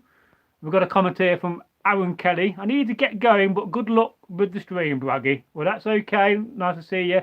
And at some point we publish the live stream. It will go live and be on the channel, so you can re-watch it and watch the bits you missed out. And Chunky Monkey says, I watched that long live stream. It was excellent. Yes, I did enjoy doing those live streams. And the reason why I was doing them at the time is because it wasn't part of the YouTube program, wasn't monetized. So I needed to get to the 4,000 hours of watch time, which is one of the reasons why I did it. And Chunky Monkey says, the advertising campaign, there's an ale for that. Oh, yes. And we've got a thumb up from Offer 10. We've got a wow from Offer 10. And Offer 10 says, yes, Scal for Eggle. Scal indeed. And Martin says, I miss the old fool. Yes, he did make you laugh. He always brought a smile to your face. And, you know, he used to get quite, you know, by the time we did the end of the filming, he got quite mardy with it. And, you know, he kind of had enough. Oh, I want to go home now. I've had enough. And he was quite well known for losing his temper over silly things. And he did it in a sense which just made you smile and laugh more. But that was just Eggle. And I know when I talk to Tirkir and Niel, they want to at some point in the future sit in front of the camera and just tell you some of the funny Eggle stories, because they've known Eggle since the 80s and they've got lots of funny stories about him. So hopefully one day that will come together. And Offer 10 says, oh wow. The Belfast Viking Martin Brown says, lemonade. And he says, a shandy, it's beer and lemonade. Oh yes. So but Martin says, what's your favourite holiday spot? Well, Italy is one of my favourite countries to go to. So maybe next year or year after I may go to Italy. I like to go to Italy again. I like Sorrento and I like the Great Lakes. I'm probably in the UK. I think York is one of my favourite places. Lots of history. And I like Kent because they've got good beer down in Kent. So yes. And Offer 10 says, I raise my cup of ale and Scal to you all. Oh, Scal indeed. Cheers. Cheers, my dears. Oh, yes. So we've been going for nearly 90 minutes. Oh, yes. It's good old British colours. Oh, yes. And of course, we've got a king now. How new and different is that? No, I don't want that one. I'm just going to the phone and trying to do things. And we've got Offer 10 says, the Belfast Viking Martin Brown. If you ask me, I fish and spend a lot of time in forests and mountains. So that's where he would have his holiday. And Offer 10 says, Scowl again. And we've got a comment here from one of our old subscribers, Sam Stapleton. Man, you make me want to you make me want a stiff drink. Oh, there's nothing wrong with a bit of whiskey or a bit of rum. I like a bit of rum myself. I work with a guy called Lee, who's my boss, and he's very much into his rum and coke, and he's a very nice man. It's great to work with people that you get on with. And I work with a lady called Lindsay, and she's wonderful, and another lady called Dawn, and it's just making the job for me. Because it's not about the job, it's about the people you work with. So we've got a comment here from Iric OJ. Good evening. Good evening to you. And I hope you're okay and everybody else is okay in the world, wherever you may be. On Middle Earth. Oh yes. The middle of all the planets of the 9. in the Norse myth, as I drink some more of my shandy or beer and struggle over my cold. And Upper 10 says, that's nice, Martin. And Sam Stapleton says, well, sign me up, man. I'm ready to work for you. Well, anybody can submit a video to the channel. You really can. Even more so if you got Viking kit. But, you know, if you wanted to ask a question and I'll do a video reply, then that will work for me as well.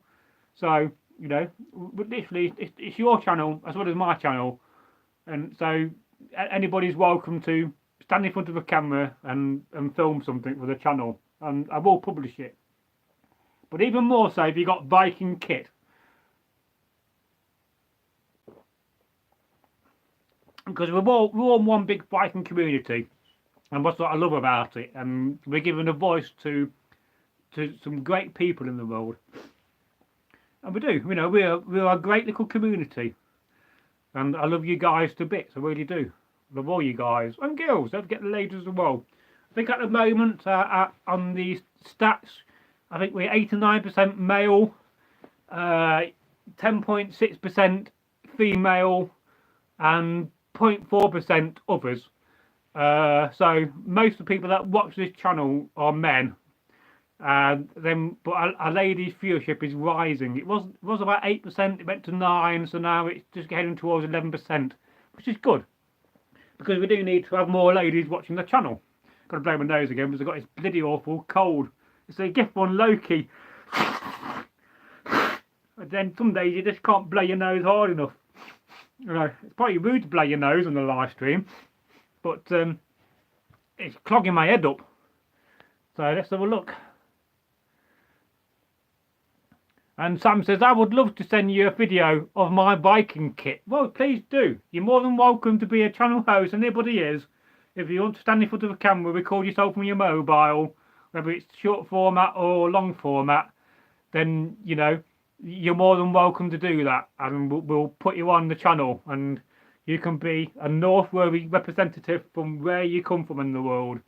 Because honestly, I would love that. And, you know, we'll get more views, more subs, and then we'll spread the happiness and the joy and some of the profit as well.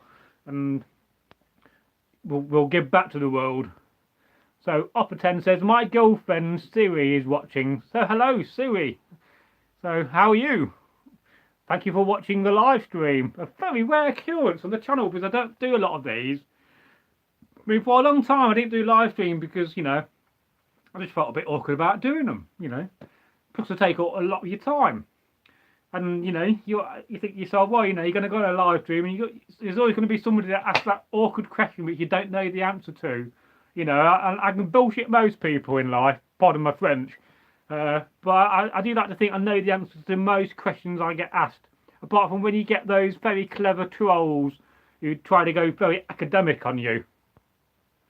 So, Sam says, that's Sam Stapleton, you are so right. You are one of the only Viking families that I have.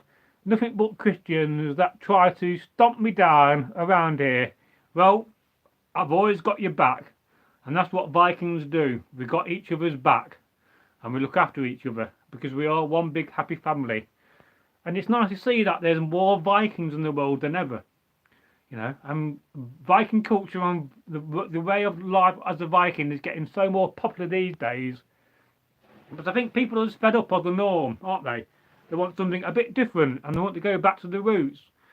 You know, and wherever you may come in the world, a lot of us have those roots that go back to Europe and go back to the Viking times. So, yes. And Chunky Monkey says, I just made some dinner, sir. Oh, what are you having, Chunky? Tonight, last night I went and got some, had a gravy mix. If you don't know what a gravy mix is, that's chips or fries with gravy. So I had that, and then I had a potato fritter. And a potato fritter is basically a flat piece of potato fried in batter. And then on top of that, I had some baked beans and sausage. It was lovely. Just a bit of grated cheese I had left. So, and it was lovely. And then Sam says, my daughter Freya is 6 and loves the channel. Oh, well, thank you very much. Now, we do try to keep the channel family friendly. And I was thinking about this earlier, because some of those short videos where I'm putting text, I'm kind of using some swear words, and perhaps I shouldn't use those swear words. But most of the content is family friendly, and that's always been quite important for us to do that. But it's now and again I do go a bit crazy and make a video where I do swear and use a swear word, and I apologise, because you probably don't want to be watching your children watching some Vikings swear on channel. But then again, I think to myself, you know, I remember my nieces growing up and they swore like troopers. So perhaps the world changed since I was a lad. But I do try to have not safe for work on those videos, but I some days do forget. And I think there's only like 2 or 3 folk tales where I've sworn in them. I did boots on the effing troll, pardon my French. Perhaps I should have put them on another channel. So my leg's going funny with sitting down. I've got cramp. So, but that's great, because, you know, we are welcome to everybody in the world. And like I said, I was talking to this history teacher, and I was talking about the fact that it'll be quite interesting, you know, from a point of view of teaching. You show your children a video of me on the big monitor, and then exactly after the video ends, I walk in the same kit on video. And how amazing would that be for them? So Martin says he's having Black Bush whiskey, my favourite drink. Oh yes, I like Lochdoon black whiskey. That's quite nice. And Chunky Monkey says sausages, mashed, tomatoes, no gravy today. Your dinner sounds nice. It was, but I wouldn't have tomatoes. I don't like tomatoes, but I do like tomato sauce, and I do like tomato soup. But, you know, you can give me a massive bag of silver, you know, you get me a helmet's worth of silver, and I would not eat a tomato, you know. No, not for me. No, oh no. I mean, if I got an English fried breakfast and it came with a fried tomato, I would be insulted. So Alpha 10 says, I live by the sea in Heimdal, a suburb of Trondheim, Norway. Oh, that's very cool. And we do love all our Norwegian friends and family. And one day I want to go to Norway, so we'll come and see you, and you can show us around, and we will drink to the gods, my friend. So Chunky Monkey says, no nuns, soaps and showers. Jokes them. Well, what would life be like without nuns? And I do like a good shower. I very rarely have a hot bath, but you know, you think yourself with the cost of living, how much a hot bath actually costs these days. You know, it's pretty scary stuff. So a bath, you know, in the old days I used to have lots of hot baths, but now having a hot bath is a really rare treat. And I'm lucky to get one every 6 weeks, really. You know, a shower, you can get in a shower and be out in 2-3 minutes on a good day if you do a speed wash. And Chunky says they do get wearing. Oh yes, and that's caught up with the comments again. Oh, I've got cramp in my leg. Ah, silly leg, what are you doing? Ah, I'm rubbing my leg here. It probably looks bad on camera. I've got cramp in my leg. Perhaps it's my beer. Perhaps I've got cramp from beer. Can beer give you leg cramp? Probably because of the way I'm sitting. Ah, I'll sit back. It's like the you know, the chilling space for Bragi. Although I don't really often use this settee. I normally lie on my bed and watch TV, or I'm in front of my computer editing videos. And you know, I do think myself some days I probably put out too many videos. But I think not last week, but week before, when I had a really massive week, I did 100,000 views in a week, which is the most ever. And at one point, you know, 1 hour we had like 6,000 views, which I never had before. I never done 100,000 views in a week, and I never done 6,000 views in an hour.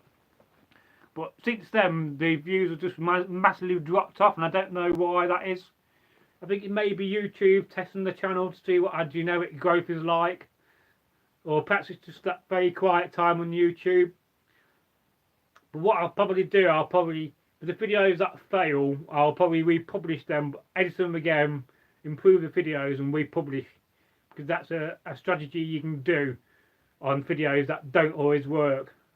And you know, there's so many key factors to a video. You got to have the title right, you got to have your hashtags right. Apparently you got to upload it from your mobile, not a PC. And it doesn't always work uploading from my mobile, because the format I send from my PC to my mobile doesn't let me do it. I get an error message. So what I have to do, I have to upload to my PC, download from YouTube to my PC the same video, and then I can upload that to my mobile and then publish the video. You got to get your description right, you know. So there's so many key elements to a video to get right. And I do watch a lot of content about making content, but trying to get it working, you know. And like I said, I'm just chasing that one viral hit. If I just go viral once and get 1 million views on a video, it'll just blow the channel up. And I have noticed when we're getting these big views, a lot of people are watching our older content, which is good. And my voice is going dry. It's all this talking. I need the day off tomorrow just to rest.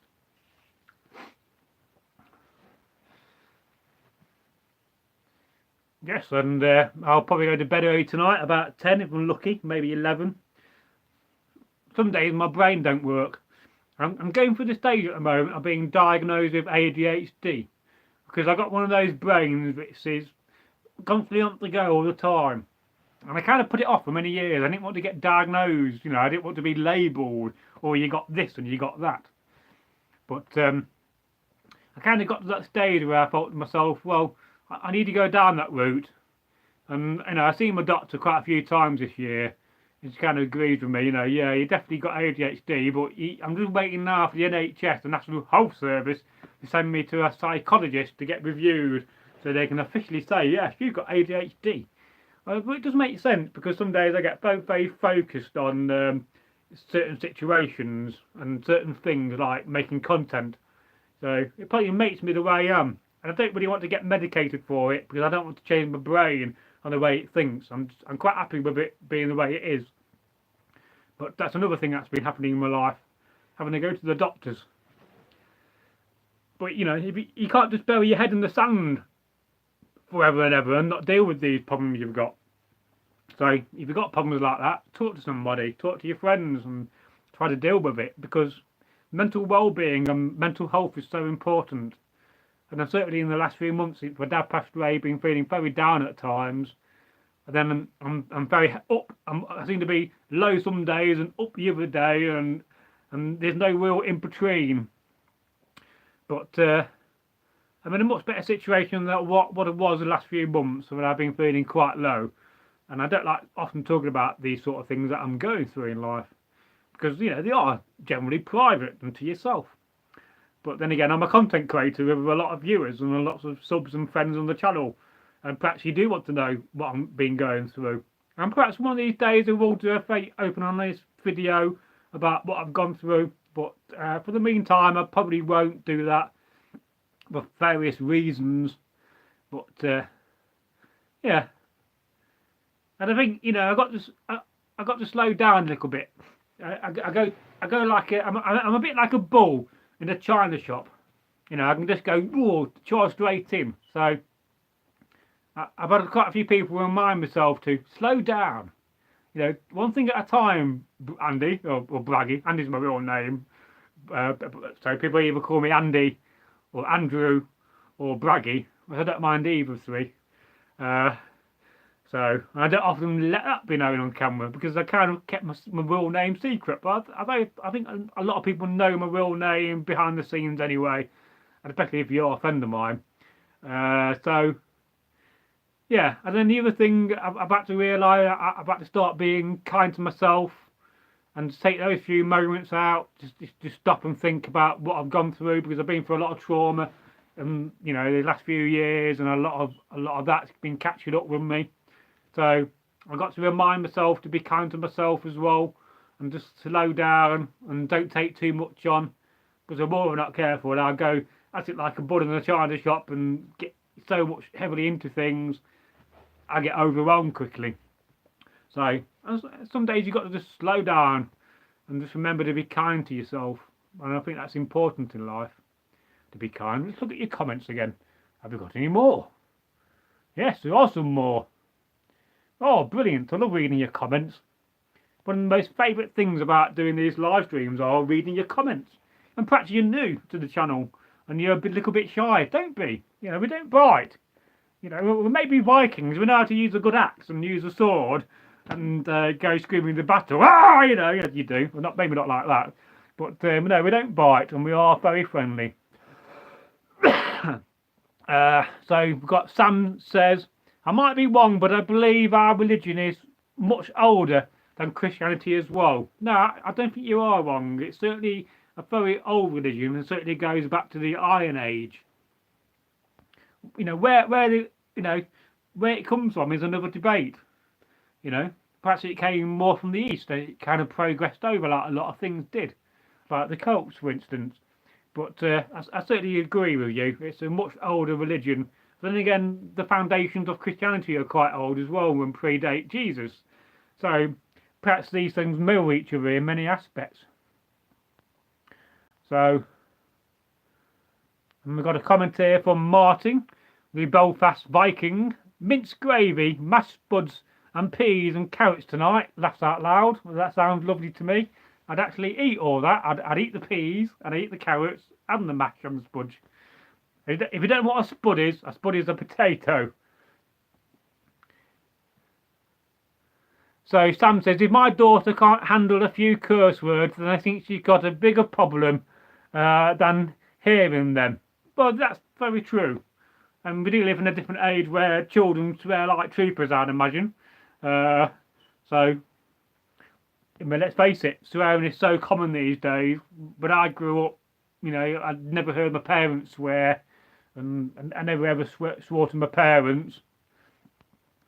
And we've got a comment here from Theramir, who's a very old channel subscriber. Congratulations on 100k views, Bragi. I look forward to the day when you get many views per day. Well, me too. I really do think one day we're going to get there and we'll be a really massive big channel. You know, and the far as the curve when it comes to growth, it's just doing that. It's just going up and up and up and up. But the problem with that is you've got to be consistent and you've got to keep publishing. In order to get to the end of that curve in 5 years when you have ultimate growth, you've got to keep at it every day. So it can wear you out. So you do need to have videos in hand you can publish. But often I'm just editing for the day ahead. And instead of being lazy and just going to my channel on list of videos and publishing something, I'll put it back on my computer. And I'm trying to use text a bit more as well. And Chunky Monkey says, sorry to hear about your father. It is never easy. No, but he got to the grand age of 91. So he had a good innings. And I think about my dad, he changed a lot of people's lives in his lifetime. So he's got a very important legacy that's continued to live on. And Ulster, also Martin says, an Ulster fry is nicer than an English fry. Well, I'm going to have to go to Ulster and try that, Martin. You have to take me to one of these cafes for a good breakfast. And Sam says, you need to be careful with the doctors because they want to do is prescribing medicine. That's what keeps you in their job. Well, yeah, well, the thing about, you know, doctors and big pharmacy, it's not about cure, it's about treatment. Because if they gave you medicine that cured you, there's no money in that. So it's all about treating you and keeping you on those tablets the rest of your life. So you do have to be careful. And it's very true. And Chunky says, Chunky Monkey, 55555. I remember my grandmother apologising to me as a kid because she told another driver to, oh, bugger off. Oh yes, and back in those days, calling somebody to bugger off or sod off was a swear word and offensive. But now it's just as common as muck. And Theomir says, oh, you remember me, Bragi. I'm always watching, just haven't been commentating, but keep up the good work. Oh no, we can't forget Theomir. I'm lucky I got one of those memories and brains that doesn't forget anything really. So yes, it's always good to see your comments, and I always appreciate it when you do comment. But no doubt you're just very busy in life, and I appreciate that. But your comments are special, and I enjoy every one of them, and I do love the comments I get because they do make me laugh. And I hope you're enjoying these little pictures I'm putting up, asking for captions, because I find the comments from them to be quite hilarious, and that of course keeps me going as well. And this channel's kept me going over the last 6 years because I would have been in a much darker place if it wasn't for this channel. So you guys and myself, by doing what we're doing on this channel, have kept me going. And it's, as I often told people, it's something I can go to when I need that distraction, when I got something going on in my life and a bit of stress. I can always go to my YouTube channel. So it's kept me alive basically. So and I'm so thankful for that. And Martin says, sex and tits will bring many views, laughed out loud. Well, yes, this is why I've tried 1 or 2 fail videos involving women, just to test that theory that having a woman with big breasts on the channel, or any breast, would get more views. But it's true though, sex does sell. Which is one of the reasons why I'm quite excited. Not for that reason, because it'd be wrong to say that, but it's one of the reasons why I'm excited about having my girlfriend on the channel in the future, because she is completely gorgeous and super intelligent, and I think that's going to give us another dimension to the channel. And I will tell you a little funny story about one night when I went down to Tamworth, and she said to me, in the text, bring your biking kit. So I've got something for you to do. So I came along in my car and I met. He said, put your Viking kit on. I've got a video for you to film. So I very nervously in a pub car park. I was wearing this jacket or coat, and I put my Viking kit over my trousers. And she took me to McDonald's, right? So I'm not seeing the video. So she went in and said, right, what I want you to do, she gave me a £5, so I got a free burger and a free drink out of it. So that's a win-win. And said, I want you to go to McDonald's as the Viking and order some food and see what reaction you get. So, and I was nervous, but at the same time I was quite excited. So I psyched myself up. I suddenly became Bragi, and I stopped into the McDonald's, and I looked round everybody and said, I want a burger. And the little guy, who's about 19 with all spots on his face, said, oh, all right, with a little squeaky voice. And I kind of looked round and made a few comments. McDonald's! What sort of a Viking name is McDonald's? And I leant over, looked at the Happy Meal menu, and I said, Happy Meals, therefore Anglo-Saxons. And then the guy came back and bought the cheeseburger. And I said, I'm coming back here later on with 30 Vikings to raid the place. And this little chap said, oh, please don't sell. So somewhere out there, my girlfriend's got a video of me going into McDonald's as a Viking, which I still want to see and publish. And I thought it was quite amusing. And then I thought to myself, well, I kind of Googled it. How many McDonald's are there in England? Oh, there's 1,300. Oh, that's another 1,299 McDonald's to do. And I wonder how long it will take McDonald's to catch on that I'm going around every McDonald's in the UK as a Viking and ordering a cheeseburger. So, a little behind the scenes story. And I do hope one day we get to see that video. It'll be in the shorts format. And I do think my girlfriend is brilliant at filming. I mean, because you've not been doing what I've been doing for the last 6 years. But I thought it was quite fun. And then she took me to the petrol garage to get some. So I went to put fuel in the car as a Viking. Yeah, I remember I was wearing my Viking sea boots in McDonald's and I was sliding around the floor. So, true story of me going to McDonald's recently dressed as a Viking. Although, to be fair, in re-enactment, when you're going to a re-enactment event and, there's a load of you and you're hungry, I've been to McDonald's before dressed as a Viking or in other periods of war. But you don't really think about it then. But when you just you on your own, And everybody started looking at me, and some guy started live streaming it. He's like, yeah, and then one of the reasons why I've been putting out content about cars is because my girlfriend's big into cars, and I like cars. So, and then I keep trying to tie it in with a kind of a Viking theme to it. So, yes, that's a recent thing that happened to me a couple of months back. Quite amusing. I'll have to go to a Kentucky Fried Chicken next and Burger King dressed as a Viking. But I wonder how long it will take before I go to every McDonald's and I get banned. And you'll find a picture of me. Don't let this man into McDonald's.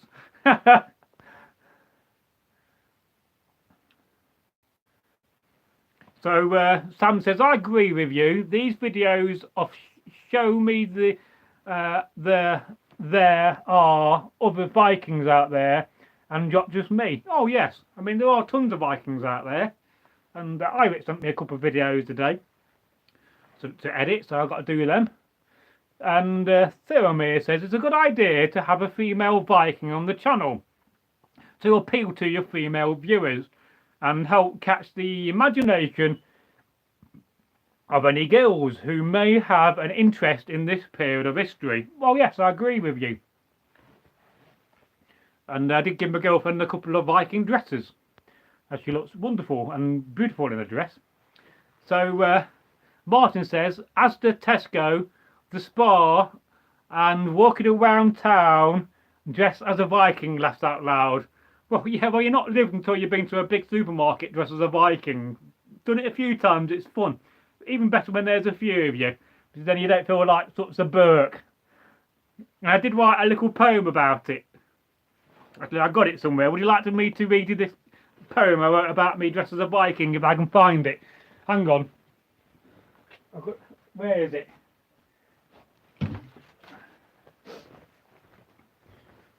Yeah, I'll see if I can find it in my notebook.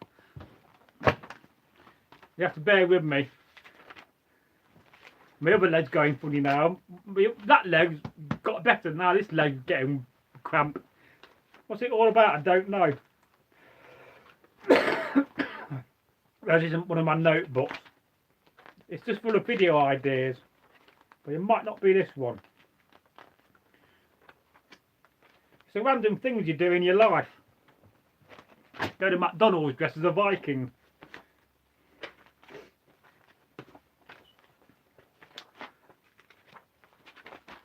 I'm still here. I'm just looking for my notebook for this poem I wrote about me going to McDonald's. If I can find it, I'll read it. If not, we'll have to leave it for another day. Let me just have a quick flick through. I see we've now got 9 likes on the channel. Marvellous. Probably not any of these notebooks. No, I don't think we're in luck.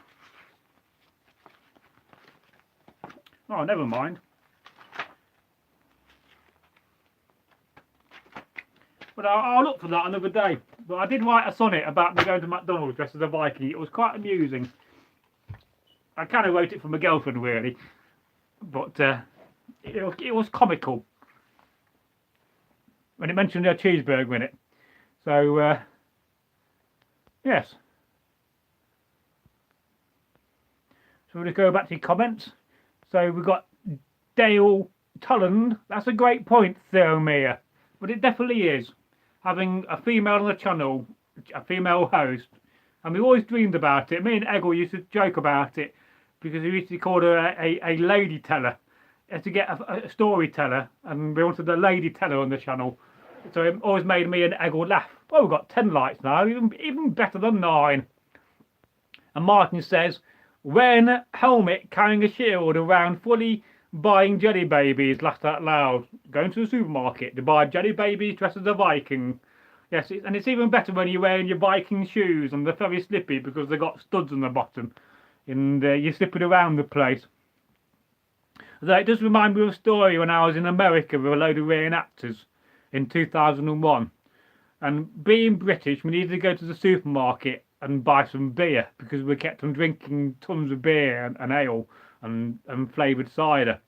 So we went to this big supermarket and we was all going around. There's about 20 of us, and we came to this aisle where it had a massive display for some like herbs you put on your food, and the slogan was "Toss on the flavour." Now, if you're British and you saw a big sign say "Toss on the flavour," you would probably start laughing quite a lot because toss means, you know, that basically, you know, a rude word in England. So we had all these English men, you know, of all different ages. I was the youngest, just laughing over this sign of toss on the flavour, and we was all in hysterics for about 10 minutes. And all these Americans kept walking by and said, "Gee, man, what are you laughing about?" You know, because they're toss on the flavour. Yeah, so I always remember that. I was a very vivid memory of being in Gettysburg at a supermarket. British people will just have a funny sense of humour. And we've got Dangly Balls. Oh, no, Dangly Balls says, "Evening all." Oh, good evening, Dangly Balls. How are you today? And Thiromir says, "Viking poetry will be good, even as YouTube short. It doesn't have a rhyme. You might run out of words that rhyme with axe." Well, there's only so many words that rhymes with axe. So, I think it's true. Although, sometimes when I'm writing poetry, I'll ask Alexa to, you know, what words rhyme with axe? You know, computer, what words rhyme with axe? Here are some words that rhyme with rat. No, you said rat. Yeah. Got Alexa here. Although I call it computer, not Alexa, which is a bit of a problem when anybody mentions computer on the TV when you're watching TV. But I was thinking about doing some videos and asking Alexa about Vikings, and then we could talk about it and how accurate it may be. So, yeah. So, and Dangly Balls says Seat, and there's one of them. That's Eggles eating Seax. It's a sharp one, made sharper by me. And then we have this one here. This is a blunt one. Like I said, I bought this off eBay. It used to belong to a guy that did, well, he didn't do King Harold, he was King Harold. And it's blunt, of course. And it's quite nice. It's got a nice handle, bit of decoration, a nice bit of brass at the end. And it's been finished off nicely as well. It's got a good balance to it. So that's very important with a sea axe. You have good balance. So, and then Chunky Monkey says, "Ha ha, ha ha, ha ha." Oh yes, we do love a good funny story on this channel. And Chunky Monkey says, "Mats suck bats, sacks." Although the other day we did have a comment from somebody saying that the word Saxon doesn't come from the word seax or sax, but of course it does. There's somebody that's uneducated. So somebody says, "Ask Alexa to make a fart noise." Computer, make a fart noise. That was a wobbly one. That was a wobbly Shall I one. play another fart sound? Yes, play another one, please, computer. Yeah, there's another one for you. One. Ah, Try asking me for a long and crispy fart. computer, Random. play a long, crispy fart, please. Here comes a long and crispy fart. Try asking me for a blue fart, or say random. Computer, I want to hear what the random fart sounds like. Play a random fart, computer. That was a rotten one. Shall I fart again? No, you old Okay. stinker. Just say cancel. Cancel. If you have had enough farting for the day, or say random to keep the toots coming. Computer, cancel. Okay.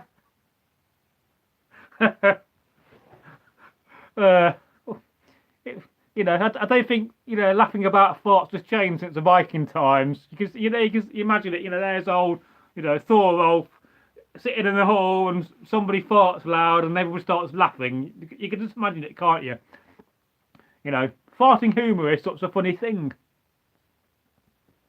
And Theomir says, "Turns out lots of words rhyme with axe." Well, maybe so.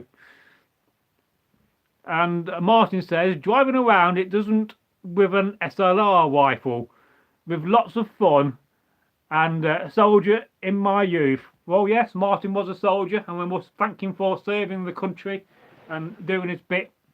I wanted to be a soldier, but my dad wouldn't let me, and I did try to join the RAF. Not to fly planes. I didn't think I'd be good enough to fly a plane. Didn't have good eyesight. But I wanted to be an engineer in the RAF, but I didn't quite meet the qualifications. Although I was looking through some job searches the other day as an engineer, and I saw that the army's recruiting engineers, and you can join the army up to the age of 43. So I'm just missed out again. I don't think my girlfriend would be very happy though if I joined the army. So Dangly Bowls says, I was walking the tracks when I tripped over my slacks, fell backwards and anally inserted the handle of my axe. Oh dear. Oh, matron. Oh, reminds me of being in France. Anyway, enough about that. And maybe nobody from France watching. And Sam says, I always hear everybody talking about Vikings and the garlic, but I've been doing some research, and I think they converted the onion in higher regard. Well, yes, I don't really hear anything associated with Vikings and garlic, but they definitely had onions. And of course, onion is an answer to an Anglo-Saxon riddle, but I don't think garlic has ever been an answer to an Anglo-Saxon riddle. And Chucky Monkey says, laugh out loud. And Martin from Belfast says, enjoy your night, folks. I'm away to get ready for bed up early. Saxons were known for their long knives. Laugh out loud. Oh, indeed they were. Or Langstiax. Although there is a point where a Seax doesn't become a Seax, it becomes a Langsax. But I forget what size and length that is now. I'd have to try to remember again. And Chunky Monkey says, I will share a foxhole with you, Bragi. I'm a bit of a coward, but the banter would be good. Well, yeah, you'd have a right laugh in a foxhole with me. I have to dig it deep and make it comfy. But you never have a dull moment. And let's face it, laughter is an important thing. It makes you think how old laughter is. Probably as old as the ability to talk. Did we laugh first? As cavemen, before language came about, before we were all just grunting at each other, was laughter around? Probably so. So it's a very old thing. Lots of things are very old in life, just like me.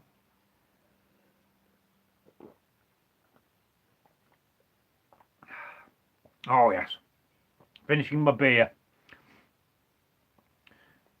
We'd have a lot of fun in a foxhole.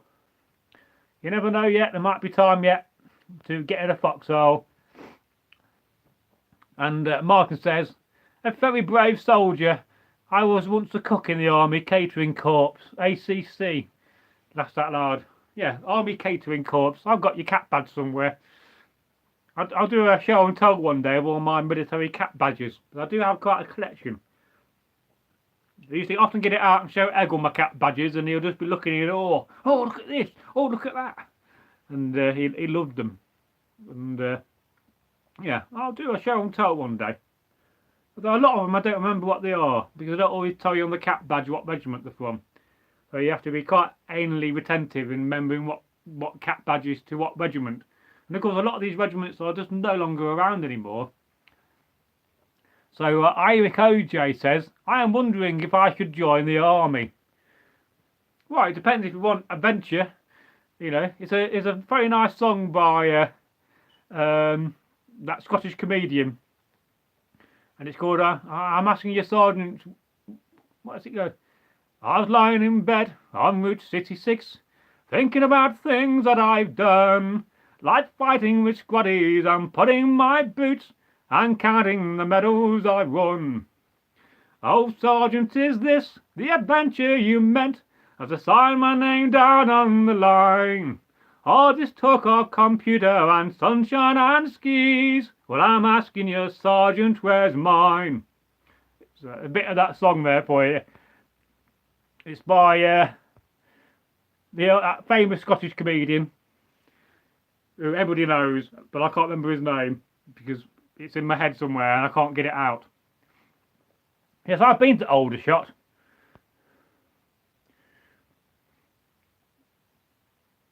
Yeah, and perhaps one day I'll do a live stream where I sing you a load of songs. You never know.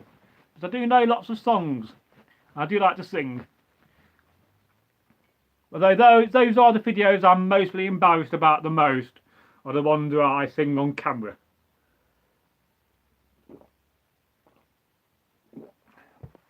Because if you wanted me to sing you, yeah, Billy Connolly. If you wanted me to sing you the whole song, I will do. But you have to ask, and I'll have to go and get my book down. Because I do have it in my songbook. But it's a nice little song, and I do love a nice little song. So Martin says, I joined in 1984, Aldershot. Yes, so that's a long time ago. I would have been 8 years old.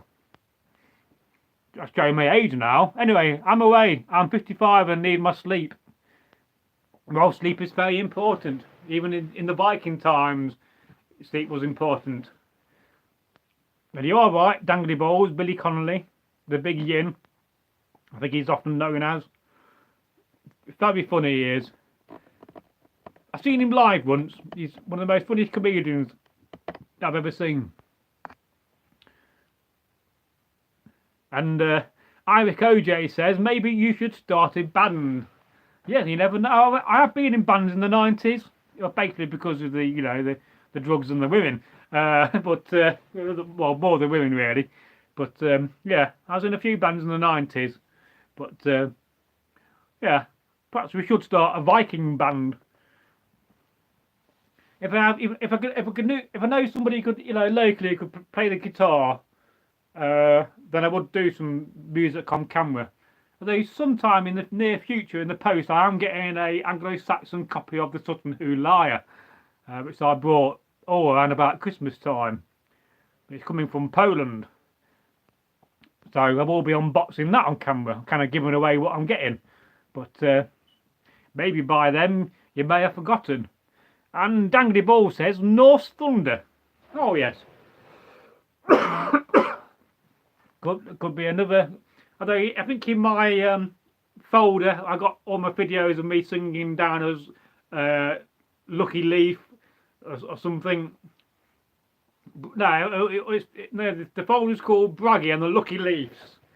Is the name of the band. I was going to start with Eggle to have a laugh, but just never really got round to it. And Iric OJ says, I might move to Poland next year. Well, I've got a friend of mine in Hungary, just next door to Poland. So, fascinating part of the world. And Martin says, Baked Bean song, I'm away. I don't know the Baked Bean song, if I'm honest. I'll have to research that one. It's not one I remember from camp. We used to sing all sorts of funny songs on camp, especially during the later parts of history, but you don't really get singing on Viking camp like you do in the 19th century or the 20th century scenes, reenactments. You get a lot more different songs there, so it's more limited on Viking camp. Although I do recall being at Weststow and I was all singing I've got big balls, you got big balls, but who's got the biggest balls of them all by AC/DC. So Sam Stapleton says, me and you were in a foxhole, they would never find us from all the smoke 420. I'm not saying note. Well, it's about time really that we had a government in this country that decriminalised cannabis and not persecuted people for it, because let's face it, the rules changed so much over the years, and it's ironic that in the UK, in England, we're the biggest producer of medical cannabis and marijuana, but yet you can still go to prison just for having a bit of it. So it's about time we had a big conversation in the world and we got real and we stopped persecuting people for something which is naturally grown. And as I often told Christians, the Bible says if it's seed, then use it. And I Heinrich OJ says you could tell folklore and mythology through music. Yeah, that's one of the options I might think about doing. You know, definitely. It's so many things we can do on this channel in the future, and I got so many ideas, hundreds of thousands of them written down. You know, it's just a matter of time of filming everything and trying to be more organised. We're talking about me here. I'm not the most organised person in the world, but we'll get there. You know, if we go viral, I hire a manager to manage the channel, and they can say, do this and do that. Because you know, there's a lot of these big channels, they must have people working behind the back of the scenes telling them what to do.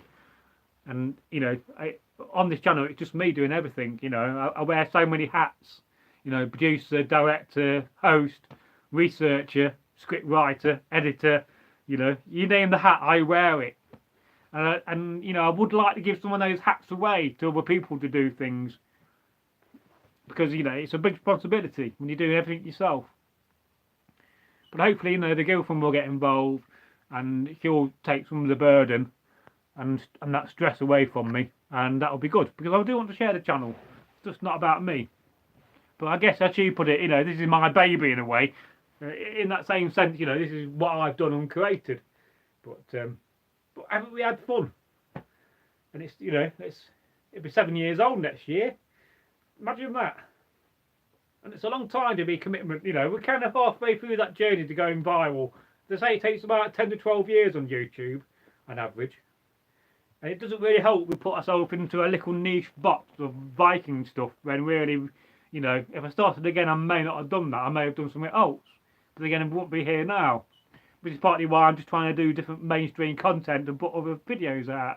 Whether it's reposting other people's stuff or trying like these fail videos.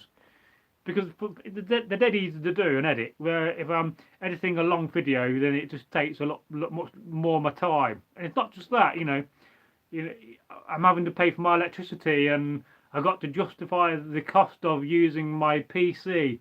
And really, you know, the cost of using my PC to edit outweighs the cost of the money it comes in from the video. And I guess YouTube doesn't really help. I mean, I do think the algorithm's kind of broken in many aspects. Because, you know, you think to yourself, well, why ain't the videos going viral?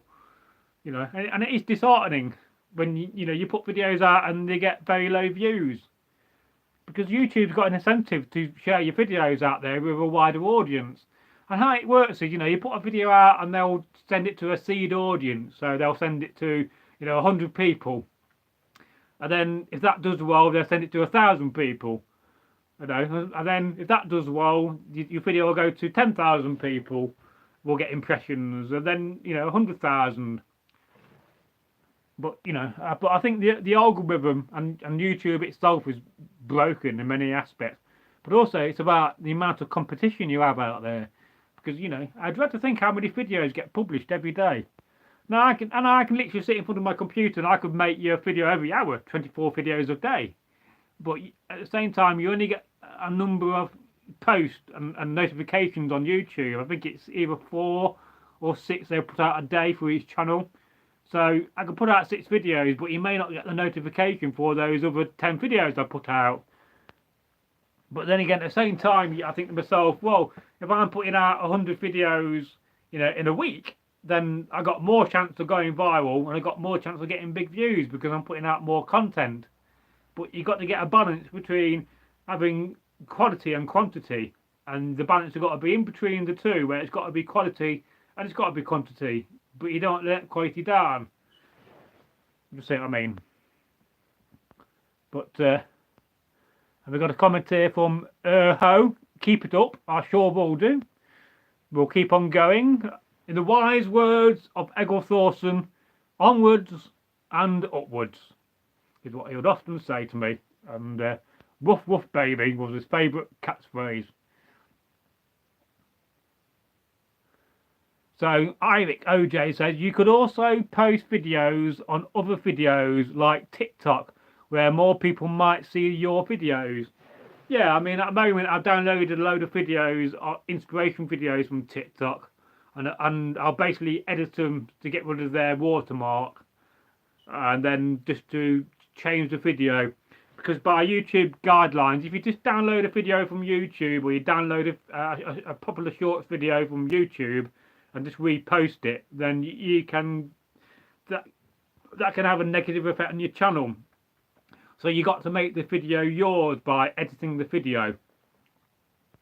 So that is one of the strategies I've got at reposting other content. It's just getting that balance between, you know, having Viking stuff and not putting too much of that stuff out there so it doesn't change the audience too much.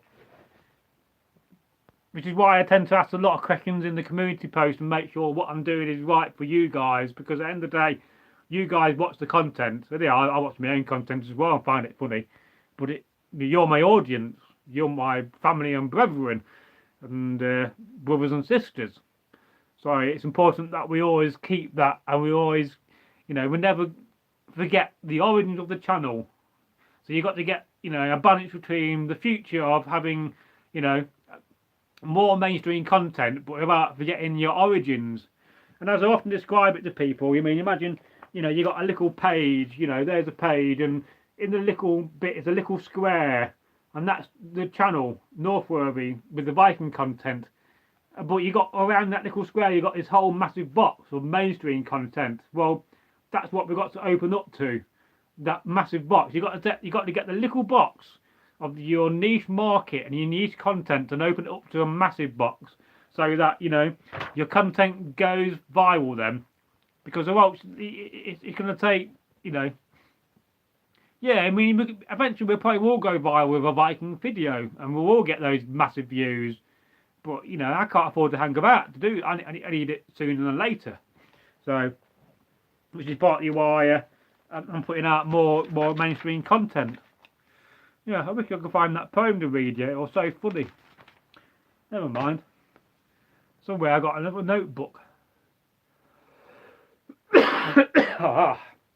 I've only got 13 likes and 5 people watching. So hello to the 5 people and hello to the 13 people that like this video. It does help. And I don't think I'll have the energy to do a live stream every night, but when I got the energy, when I'm not tired, I'll try to do some more live streams.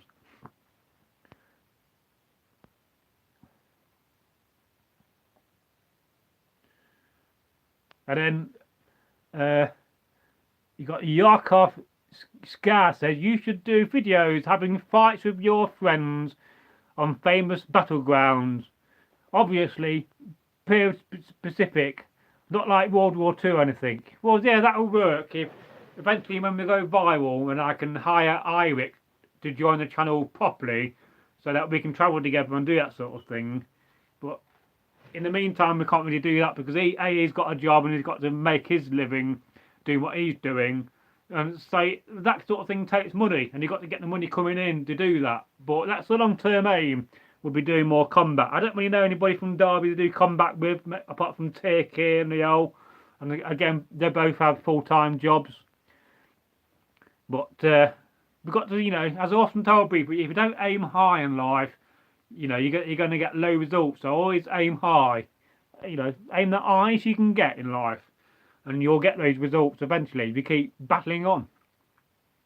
And Sam Stapleton says it's crazy, all the states around Texas are legal, but yet Texas is still illegal and hefty jail time. Yeah, well, that's down to the Fed law needs to change. And at the moment, you know, you got Biden in charge. Well, whether he is in charge, I don't know. But, you know, you probably get Donald Trump in next year when you get the election, and we'll see what happens then. But now it might happen in the UK for a long time because we just don't have the brave politicians to do it. You know, if somebody like the Reform Party, or you know, came in, or somebody more independent, then they may change the law. But things take so long in politics to change, and it's just backward thinking, really. You know, we need to do things quicker and get things done quicker because time is precious. Well, oh yes, we'll just make sure we've caught up with all the lives.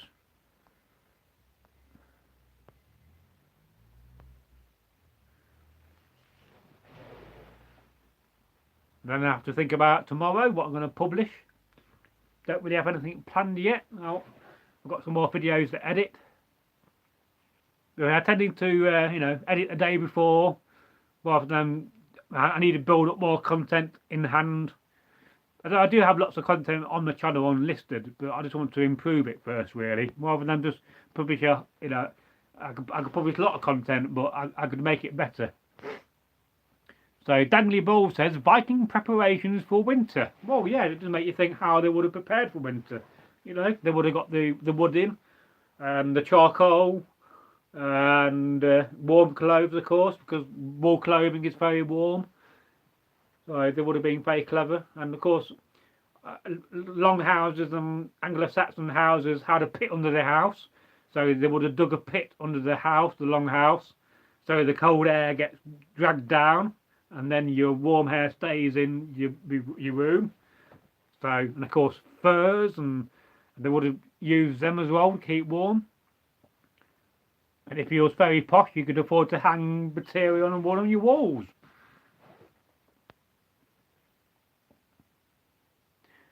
So Chunky Monkey says, you need to think up some good clickbait titles, sir.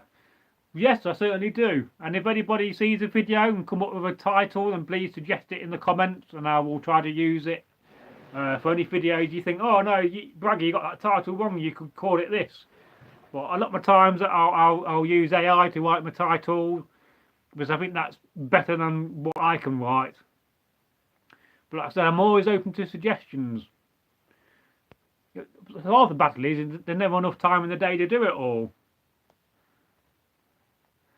And Dangly Ball says, I'm some good shield maiden pictures to draw them in. Yes, I'll have to go online and look for some Viking women pictures. Yeah, because I don't have enough of them.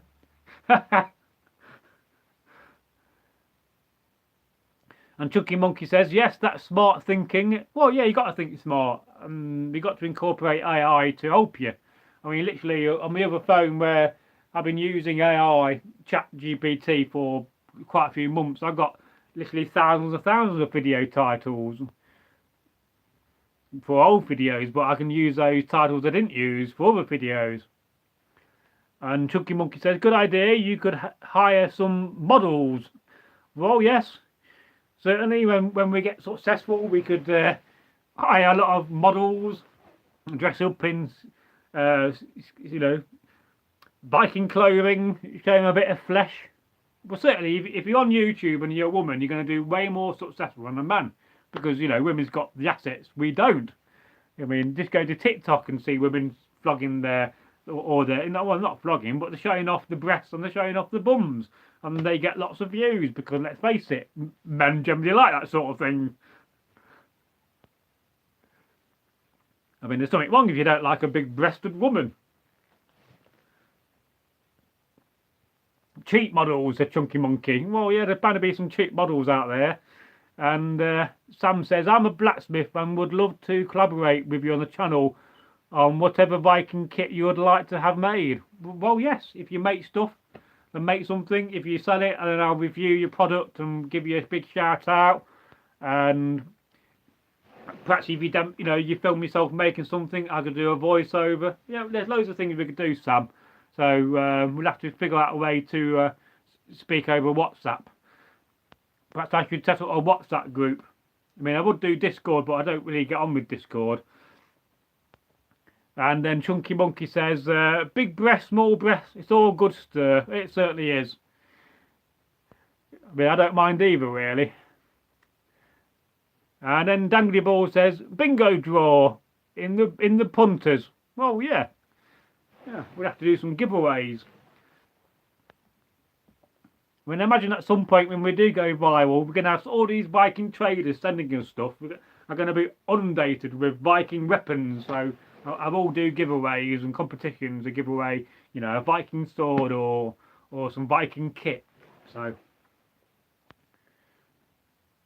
we just got to get there first. It will happen. I don't like to use the word hope, because I think hope is negative. So I just have that complete faith it will happen. And in the meantime, I'll just keep doing what I'm doing. And, you know, the longer you can publish for, the better. But you've got to be careful of burnout, and you don't burn yourself out, because that does happen. And you know, I've had burnout quite a few times when, you know, you just worn yourself out mentally and physically, and you need a break from it. But I just love making videos,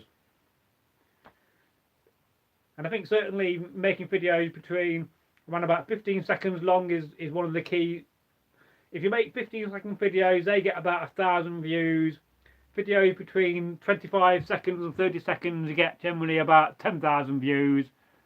And then videos between 55 seconds and 60 seconds, they're the ones that go viral generally.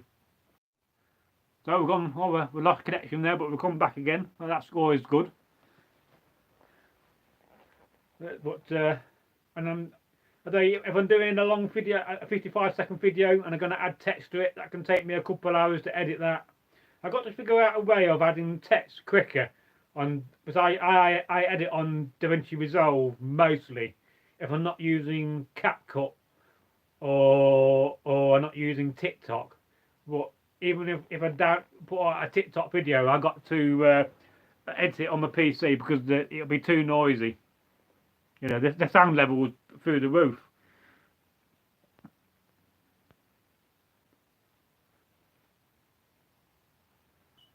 So Chunky Monkey says, find a famous actor that played a Viking and offer him out for a duel. Make a video about it. Oh yeah, I mean you could do the guy from The Last Kingdom, or perhaps even Ragnar Lothbrok. You know, I'm sure I could beat him in a Viking battle. I've had plenty of experience. Yeah, I don't know the names in real life, but they escape me. But I should offer Joe Biden out. I'd rather beat him on as a Viking. Bragi versus Joe Biden. Who will win? You know, Biden will forget to turn up or fall over. Although how much of that is hype from the media, I don't know. Perhaps he's just a bit clumsy. But, you know, they seem to be getting older and older presidents. I mean, you'll have one soon who's going to be 100, you wait. I mean, surely you want to have a young president who's youthful and got energy and not a dinosaur in the sense of being booming old. So, and then Sam Stapleton says, last out lied, Biden was never in charge in my 38 years since such a president be a joke like this man. Well, yes. I mean, you know, what can you say about him, really? I mean, at least with bloody Donald Trump, you know, at least he was more funny in a sense. I mean, who's the worst? I mean, that's what they should do. They should have a boxing match between Donald Trump and Joe Biden. I mean, Joe Biden will forget to turn up to the ring and fall over when he does, and bloody Trump will be studying himself on camera and over exaggerating how good he is. If I could do impressions of him, I would do, but I can't do impressions. Eggle was good at that. That's another of his natural talents, was doing impersonations of people.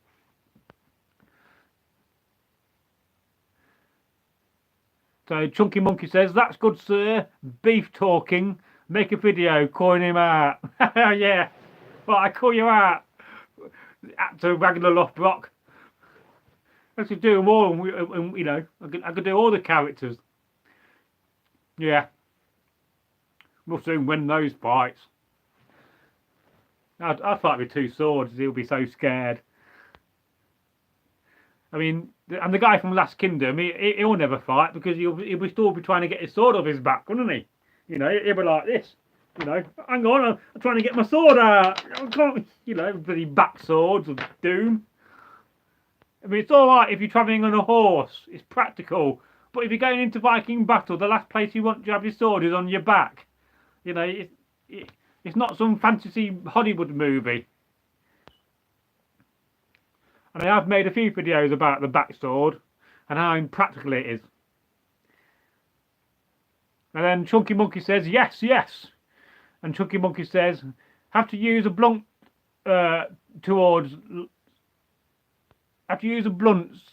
cowards like. Oh yeah, well, you know, you can't really use a sharp sword. You're chopping to bits. I mean, Jesus, you use a blunt sword against Biden, you'll have all his bones breaking in a few minutes. You know, then they'll be even worse state. I mean, you can't go around beating up old men, really. It's a bit rude, isn't it? It does remind me of a story about one of the Viking I did meet, and he was telling me he was at York, and he was fighting this geezer, this Viking, and he did a massive karate kick towards a shield, and the guy went flying about 20 yards, and then he realised that the guy was in his like 70s, and he was a very old man and frail, so he kind of felt bad about it. But you can imagine it there, you know, some old Viking coming along, you know, in his 70s or 80s. Oh, I'm going to have you. And some youthful Viking goes, hey, have my foot, and kicks him, and the dude goes flying through the air. And then Dangly Ball says, get yourself a pet ferret. I've got 5. They draw in some views on your videos. People go mad for ferrets video for some reason. Well, yeah. It's like that video about a guy's got a pet chipmunk. I mean, I've always said it. If you've got a pet dog or a pet cat, you know, put that on camera. And, you know, there's probably dog channels that are more successful than me out there. You know, it's wrong, isn't it?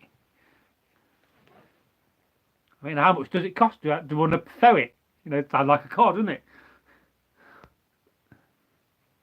Although I've got a friend of mine who's got some ferrets. Well, I did have a friend of mine. I've not seen him for many years. That's life.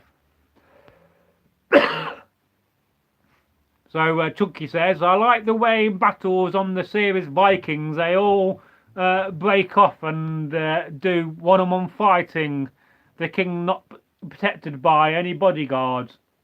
But to a certain degree it may have happened, but you know, I think too many, if you got 2 massive shield walls, I think too many people are itching for the fight, aren't they? And let's face it, if you're going out your way, you march bloody hundreds of miles for a fight, and then it all gets decided over 2 men, you're going to be a bit disappointed, aren't you? Because you're going to lose your chance of getting, you know, goods from the battle if you survive. And Dingley Ball says, I rescued all of mine. They eat chicks and cat food. Oh, right. Yeah, well, you never know. I've always fancied a pet. I think people take them for walks, don't they? So, and he says £50 a month to feed 5. Well, that's very reasonable. I mean, one ferret would do me. It does remind me of Compo, though, from Last Summer Wine and his ferrets. I used to keep him down his trousers. And if you don't know what that is, it's a TV series, one of the most longest running TV comedy series ever, called The Last of the Summer Wine. And now and again I do like to watch it. There's actually a very good YouTube channel that has been making nostalgia videos about it recently. And I must say I've enjoyed his content. But I can't for the devil on me remember his name. But yeah. But would you keep a ferret down your trousers? Depends how big your cock is. Oh dear, matron. I'm moving away from that rather quickly. So I don't want to be offensive. And Chunky says, I found a ferret once. They are cute. Indeed they are, yeah. And Dangly Ball says, I walk all 5 in. I rotate them each night so everyone gets a turn. Oh, that is cool. Yeah, where would you get a ferret from, though? I mean, you have to go to a special ferret farm. I had a funny dream the other night. I'll tell you about it when I blow my nose. It's bloody awful cold. Bloody Loki, give me a cold, you bugger.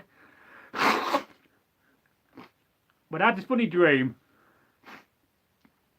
I went to bed as normal and oh, you get them from Gumtree for £10, really? Oh, you wouldn't think you'll get a ferret for £10. All pre-loved. I said, oh yeah, I've heard of that site.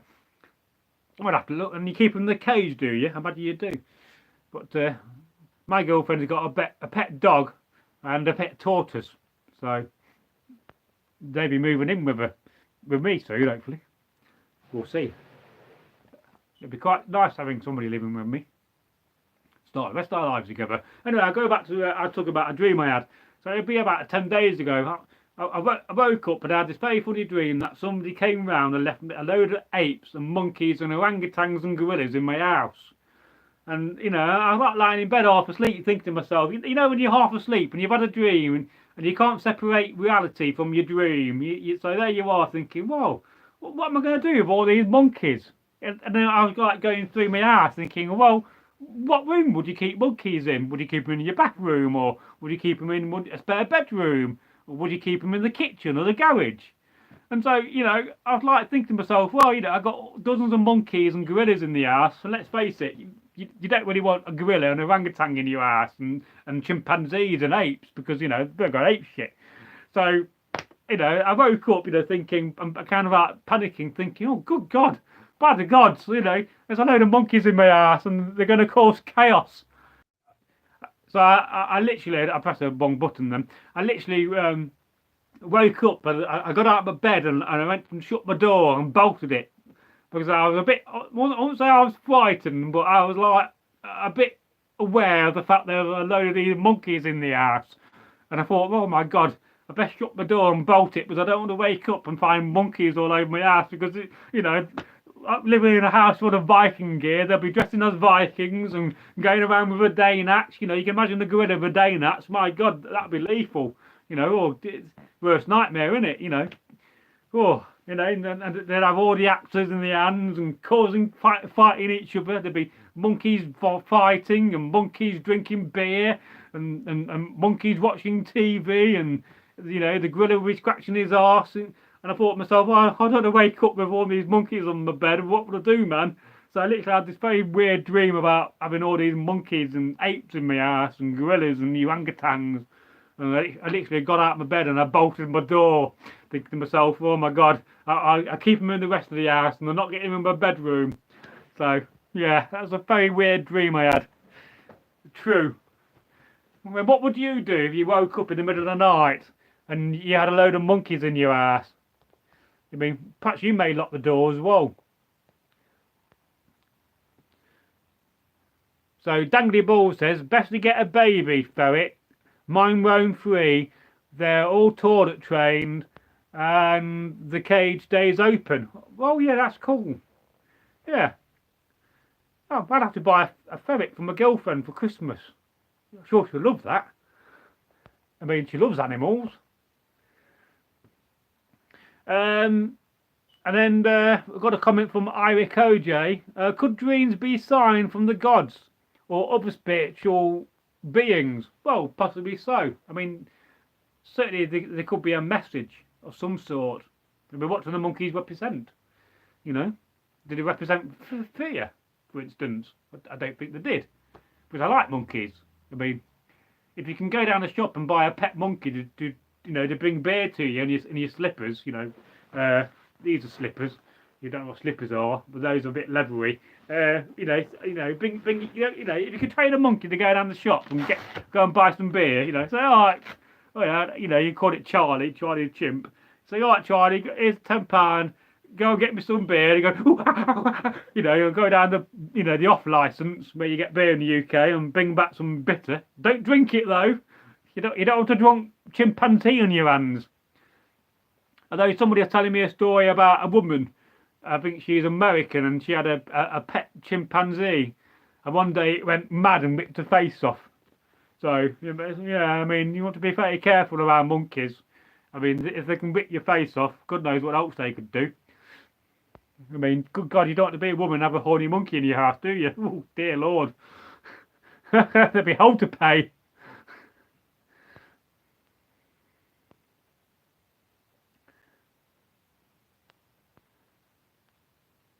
Let's go back to your comments that I'm looking for, yes. So Sam says, oh, hell, find a butterfly and get lost. Although in the old days, I think they used to call them flutterflies. And then butterflies came about. And Chunky Monkey says, bargain. And Chunky says, the ferret I found was scaring a dog off. All right, wicked. And read that comment. Read that one. And Chunky says, I keep getting a dream about flying a helicopter over the Solent. It's It's weird, never flown a helicopter. Yeah, that's an interesting dream. And Chunky Monkey says, your dream was telling you to buy a monkey, sir. Well, I'll go on Amazon a bit or eBay and type in monkey, see if we can buy one. Yeah. I mean, it has to be a small, tiny one, not a big one. You know, I think you can manage a tiny monkey. But when you got one that, you know, it's bigger than yourself, you know. I mean, if it drank beer, I could take it down Wetherspoons. And the Wetherspoons is a massive pub chain in the UK. I don't know, I call it Weatherdoodles, I do. Weatherdoodles. They got a beer festival at the moment. I had a very nice beer from Georgia, from America. It was an IPA, English Pale Ale, Indian Pale Ale. So, Iric OJ says, I once did wake up from a dream with my dog licking my face. I remember one time when coming back clubbing from Derby and I bought a kebab. This is where I lived in my old house in the 90s. And I went to bed and I fell asleep with my kebab in my bed, and I woke up with my 3 cats having a big argument over my kebab meat. And then for years and years I didn't realise you could put your old kebab you've had in the fridge and have it the next day. So I used to just throw it in the bin. So I didn't realise that. So I times I've come back from, you know, going clubbing with a kebab and, you know, hit half of it when you're drunk and thought, well, I'll throw the rest in the bin when I could have put it in the fridge. And had it the next day with some nice sauce.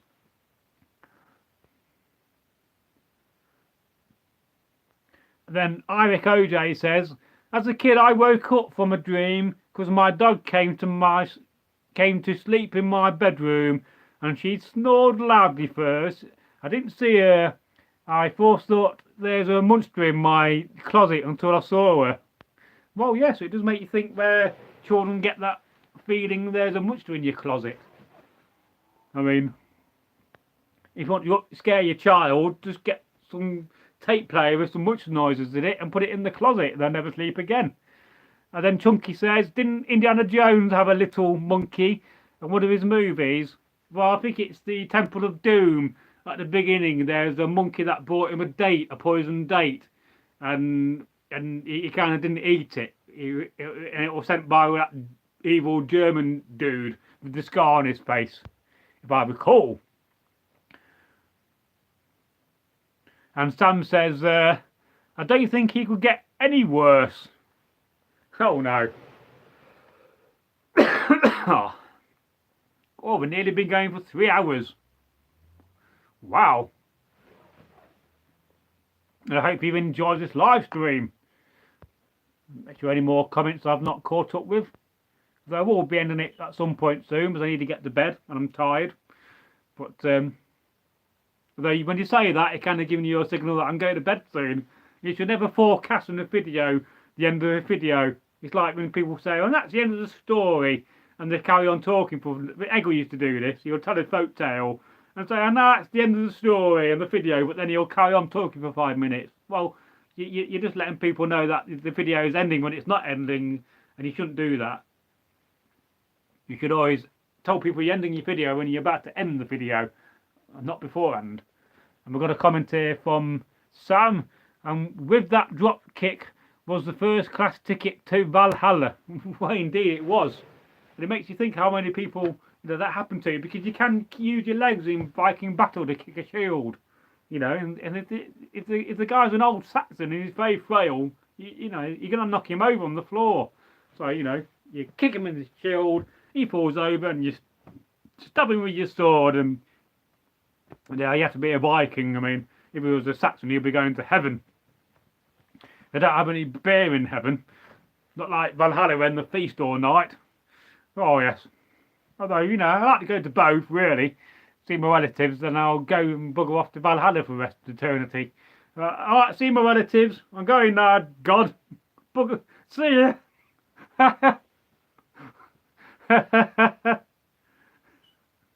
Yeah, you'd have more fun in Valhalla. Definitely.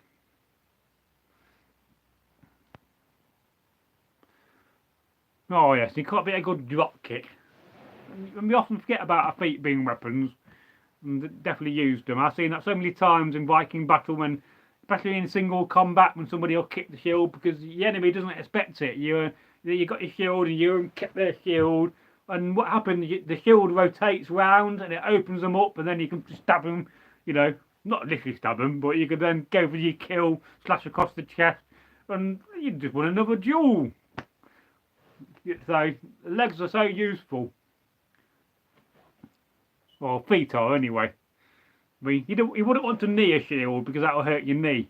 But certainly going up and using your flat of your foot and kicking the shield, yeah, definitely. I used to do that to Eggle quite a bit as well, but he wasn't expecting it. But then it was a bit unfair really, because there's Eggle running around trying to fight me, and he's much older than me, and then there's me, useful and got too much energy. But yeah, I miss those days doing combat with Eggle. Yeah, may you have a good time in Valhalla. That's all I can ask for. Ow, that's heavy. That hurt my hand, that did. Yeah, don't go around smacking your Viking helmet with your hand, because it's going to hurt. How to die as a Viking stupidly. You go around, you smack your helmet, you hurt your hand, now you can't use your sword, and you can't fight in a battle, and you die. Could be another of those stupid ways to die Viking videos. I enjoyed making them.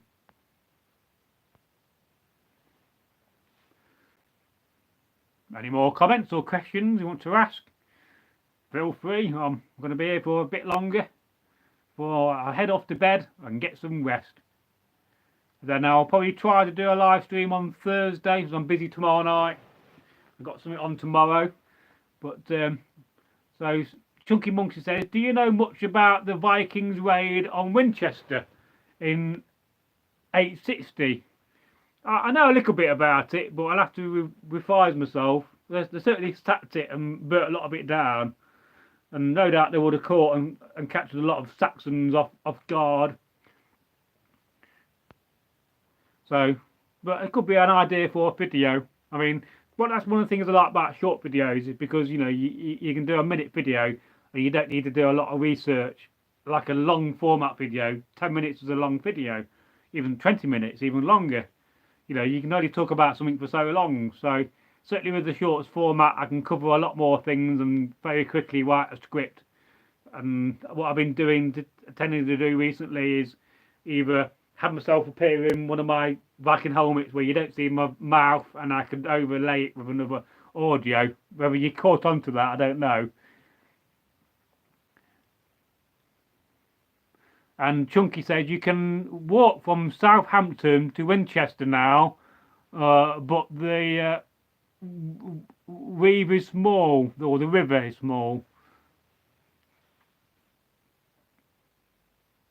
And it says people don't realise how big the rivers were back in the old days. Well, the thing is about, you know, in those times, 1200 years ago, the water table was much higher. There was less ice in the poles. So there was a lot more water about. I mean, you only got to look at the place where King Alfred encamped and had his fort. That was all surrounded by water. I think there's a classic episode of Time Team that showed you that. So certainly, I mean, we talk about you know, the environment, and we talk about, you know, climate change, but there was a lot more water about 1200 years ago than there was now. So climate change isn't a new thing. You know, temperatures go up and down. All we're doing as humanity is just speeding up that process by polluting the atmosphere and so forth. But then again, also, what they don't tell you, and one of the honest truth about climate change, is that a lot of climate change is led by the sun, you know, by good old sun. And the reason why they don't tell you that is because, you know, if they started to tell you on the news and the mainstream media that, oh yeah, you know, climate change, you know, this is why they call it man-made climate change, which is a bit wrong because it's human-made climate change, and you've got to call it anything. But if they told you the truth and say, well, actually, you know, 10% is man-made and 90% is actually solar activity causing climate change, they can't tax you on it. So that's why they come up with this man-made climate change. It's all about taxation. and taxing the poor folk out of the money to a certain degree. I do think this. But let's face it, if they can't turn around tomorrow and tell you the truth and say, well, we're gonna create a new tax. We get climate change tax in the UK.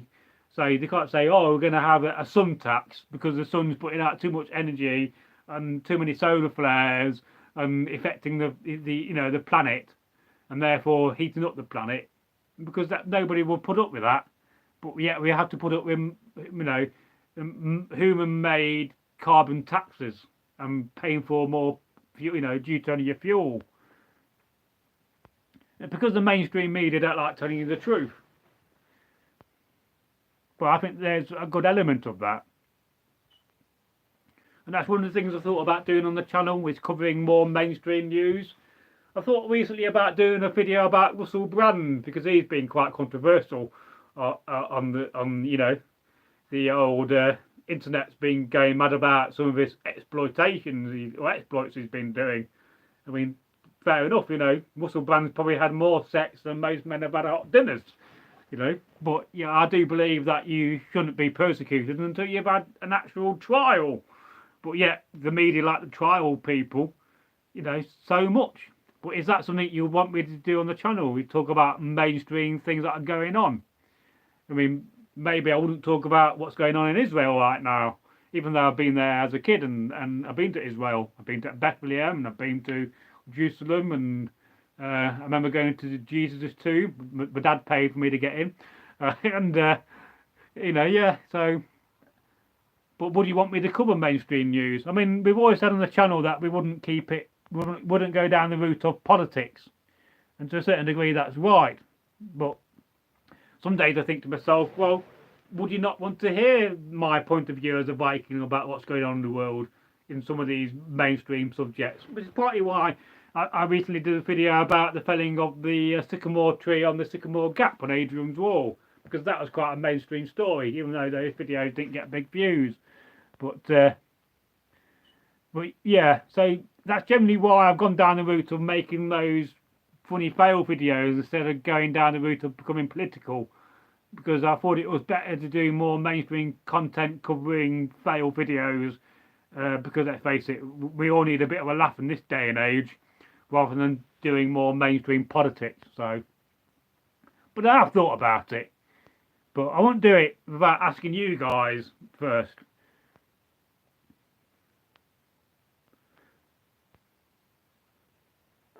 So Chunky Monkey says, people think they can create a utopia. Climate change changes all the time. Well, it sure does. And Chunky Monkey says, I agree. And Chunky Monkey says he was having sex 5 times a day, apparently. And that's to the old Russell Brand thing. Well, well, he was a sex addict, though. I mean, but less said the better, really. But I'm a bit like that with Russell Brand. I mean, I watched a few of his videos, but you could tell the man loves himself too much. And you think he's clever by using these long, sophisticated words. But then again, he's got the tattoo of the all-seeing eye on his hand, so he's a part of the system that rules the world. So, how much of that is actually true, and how much of that is actually just the system playing him against us all?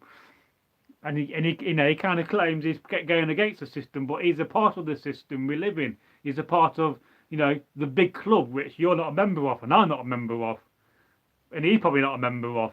But yet, it's very complicated when the big geopolitical picture. I mean, I'm sure most men would like to have sex 5 times a day, but you'd be worn out after a while, and then probably get a bit bored.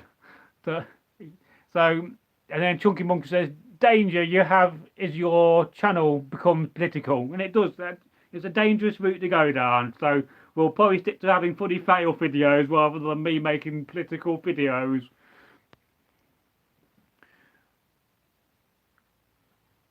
And Chunky Monkey says, I think it's the smart plan. Yeah, I do agree with you. And he says, yeah, I think he's a bit of a player. Yeah, well, fair enough. It certainly has come across that way over the years. But like I said, he's very much a part of the big system we have ruling the world, I think. You know, he's just another voice for the elites. That's the way I see it. But and then Chunky Monkey says, you might get cancelled, Bragi. Yes, I don't want to get cancelled. No. I'm definitely not the next Russell Brand, though. So we'll just keep doing what we're doing and not go down that route. Which is why I'm just made funny fail videos and I'm just trying to incorporate, like the one I did the other day about the shark, and just trying to incorporate it with Viking humour. Because I think that's funnier than doing political videos and quicker to do as well. And the thing is, you've got to be so careful with political videos of saying the wrong thing, because people do end up being arrested, and people have ended up in prison just because they said the wrong thing on camera.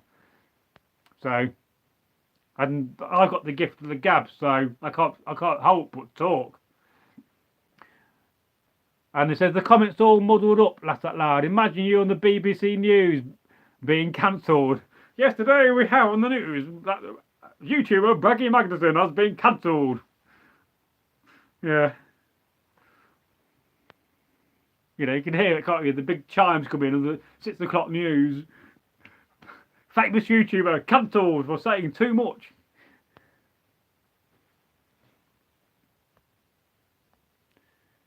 And it would be changing the channel too much.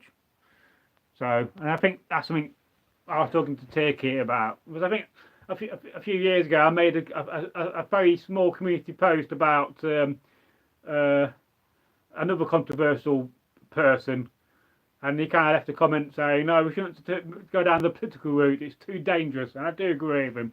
So we won't go down the political route. I mean, there's enough stories about archaeology out there I could cover instead, which would be far more interesting for the channel. But, you know, and then I'll keep doing some of these funny fail videos in between the Viking videos. I did enjoy doing the Blues Brothers video and tying it in with King Harold, though perhaps I should have a go at other kings as well instead. But you got to come up with a joke and a humour, and some days that can be difficult. But I think the Blues Brothers is probably my most favourite film ever. So I thought it was quite cool that I got to use a bit of their film in one of my videos. And it says, Chunky Monkey says, the thing is also, sometimes people can change their minds, but once you say it online, it's there forever. Well, yes, very true, you know. And no doubt that has haunted people, or come back to haunt people, and people have lost their jobs because in the past they said something not very smart. But yes. Anyway, at that point I'm going to wind down the channel, or not channel, I'm going to wind down this live stream because I need to get to bed and have a rest and charge myself up for tomorrow, because I got some work to do, and I've got to edit some videos in the morning when I get up. And I'm tired and my voice is going, so I hope you've enjoyed that live stream, and I'll try to do one in 2 days.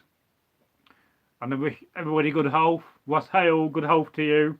May the gods protect you and give you strength and wisdom. May Odin make you wise. May Thor give you strength. And may Freya make your women fertile and give you a good long life. And I will say goodbye. And now I've got to figure out how to end the live stream. Goodbye, folks. Don't forget to like this video. And if you got to this point of the video, you're a star. Thank you for watching.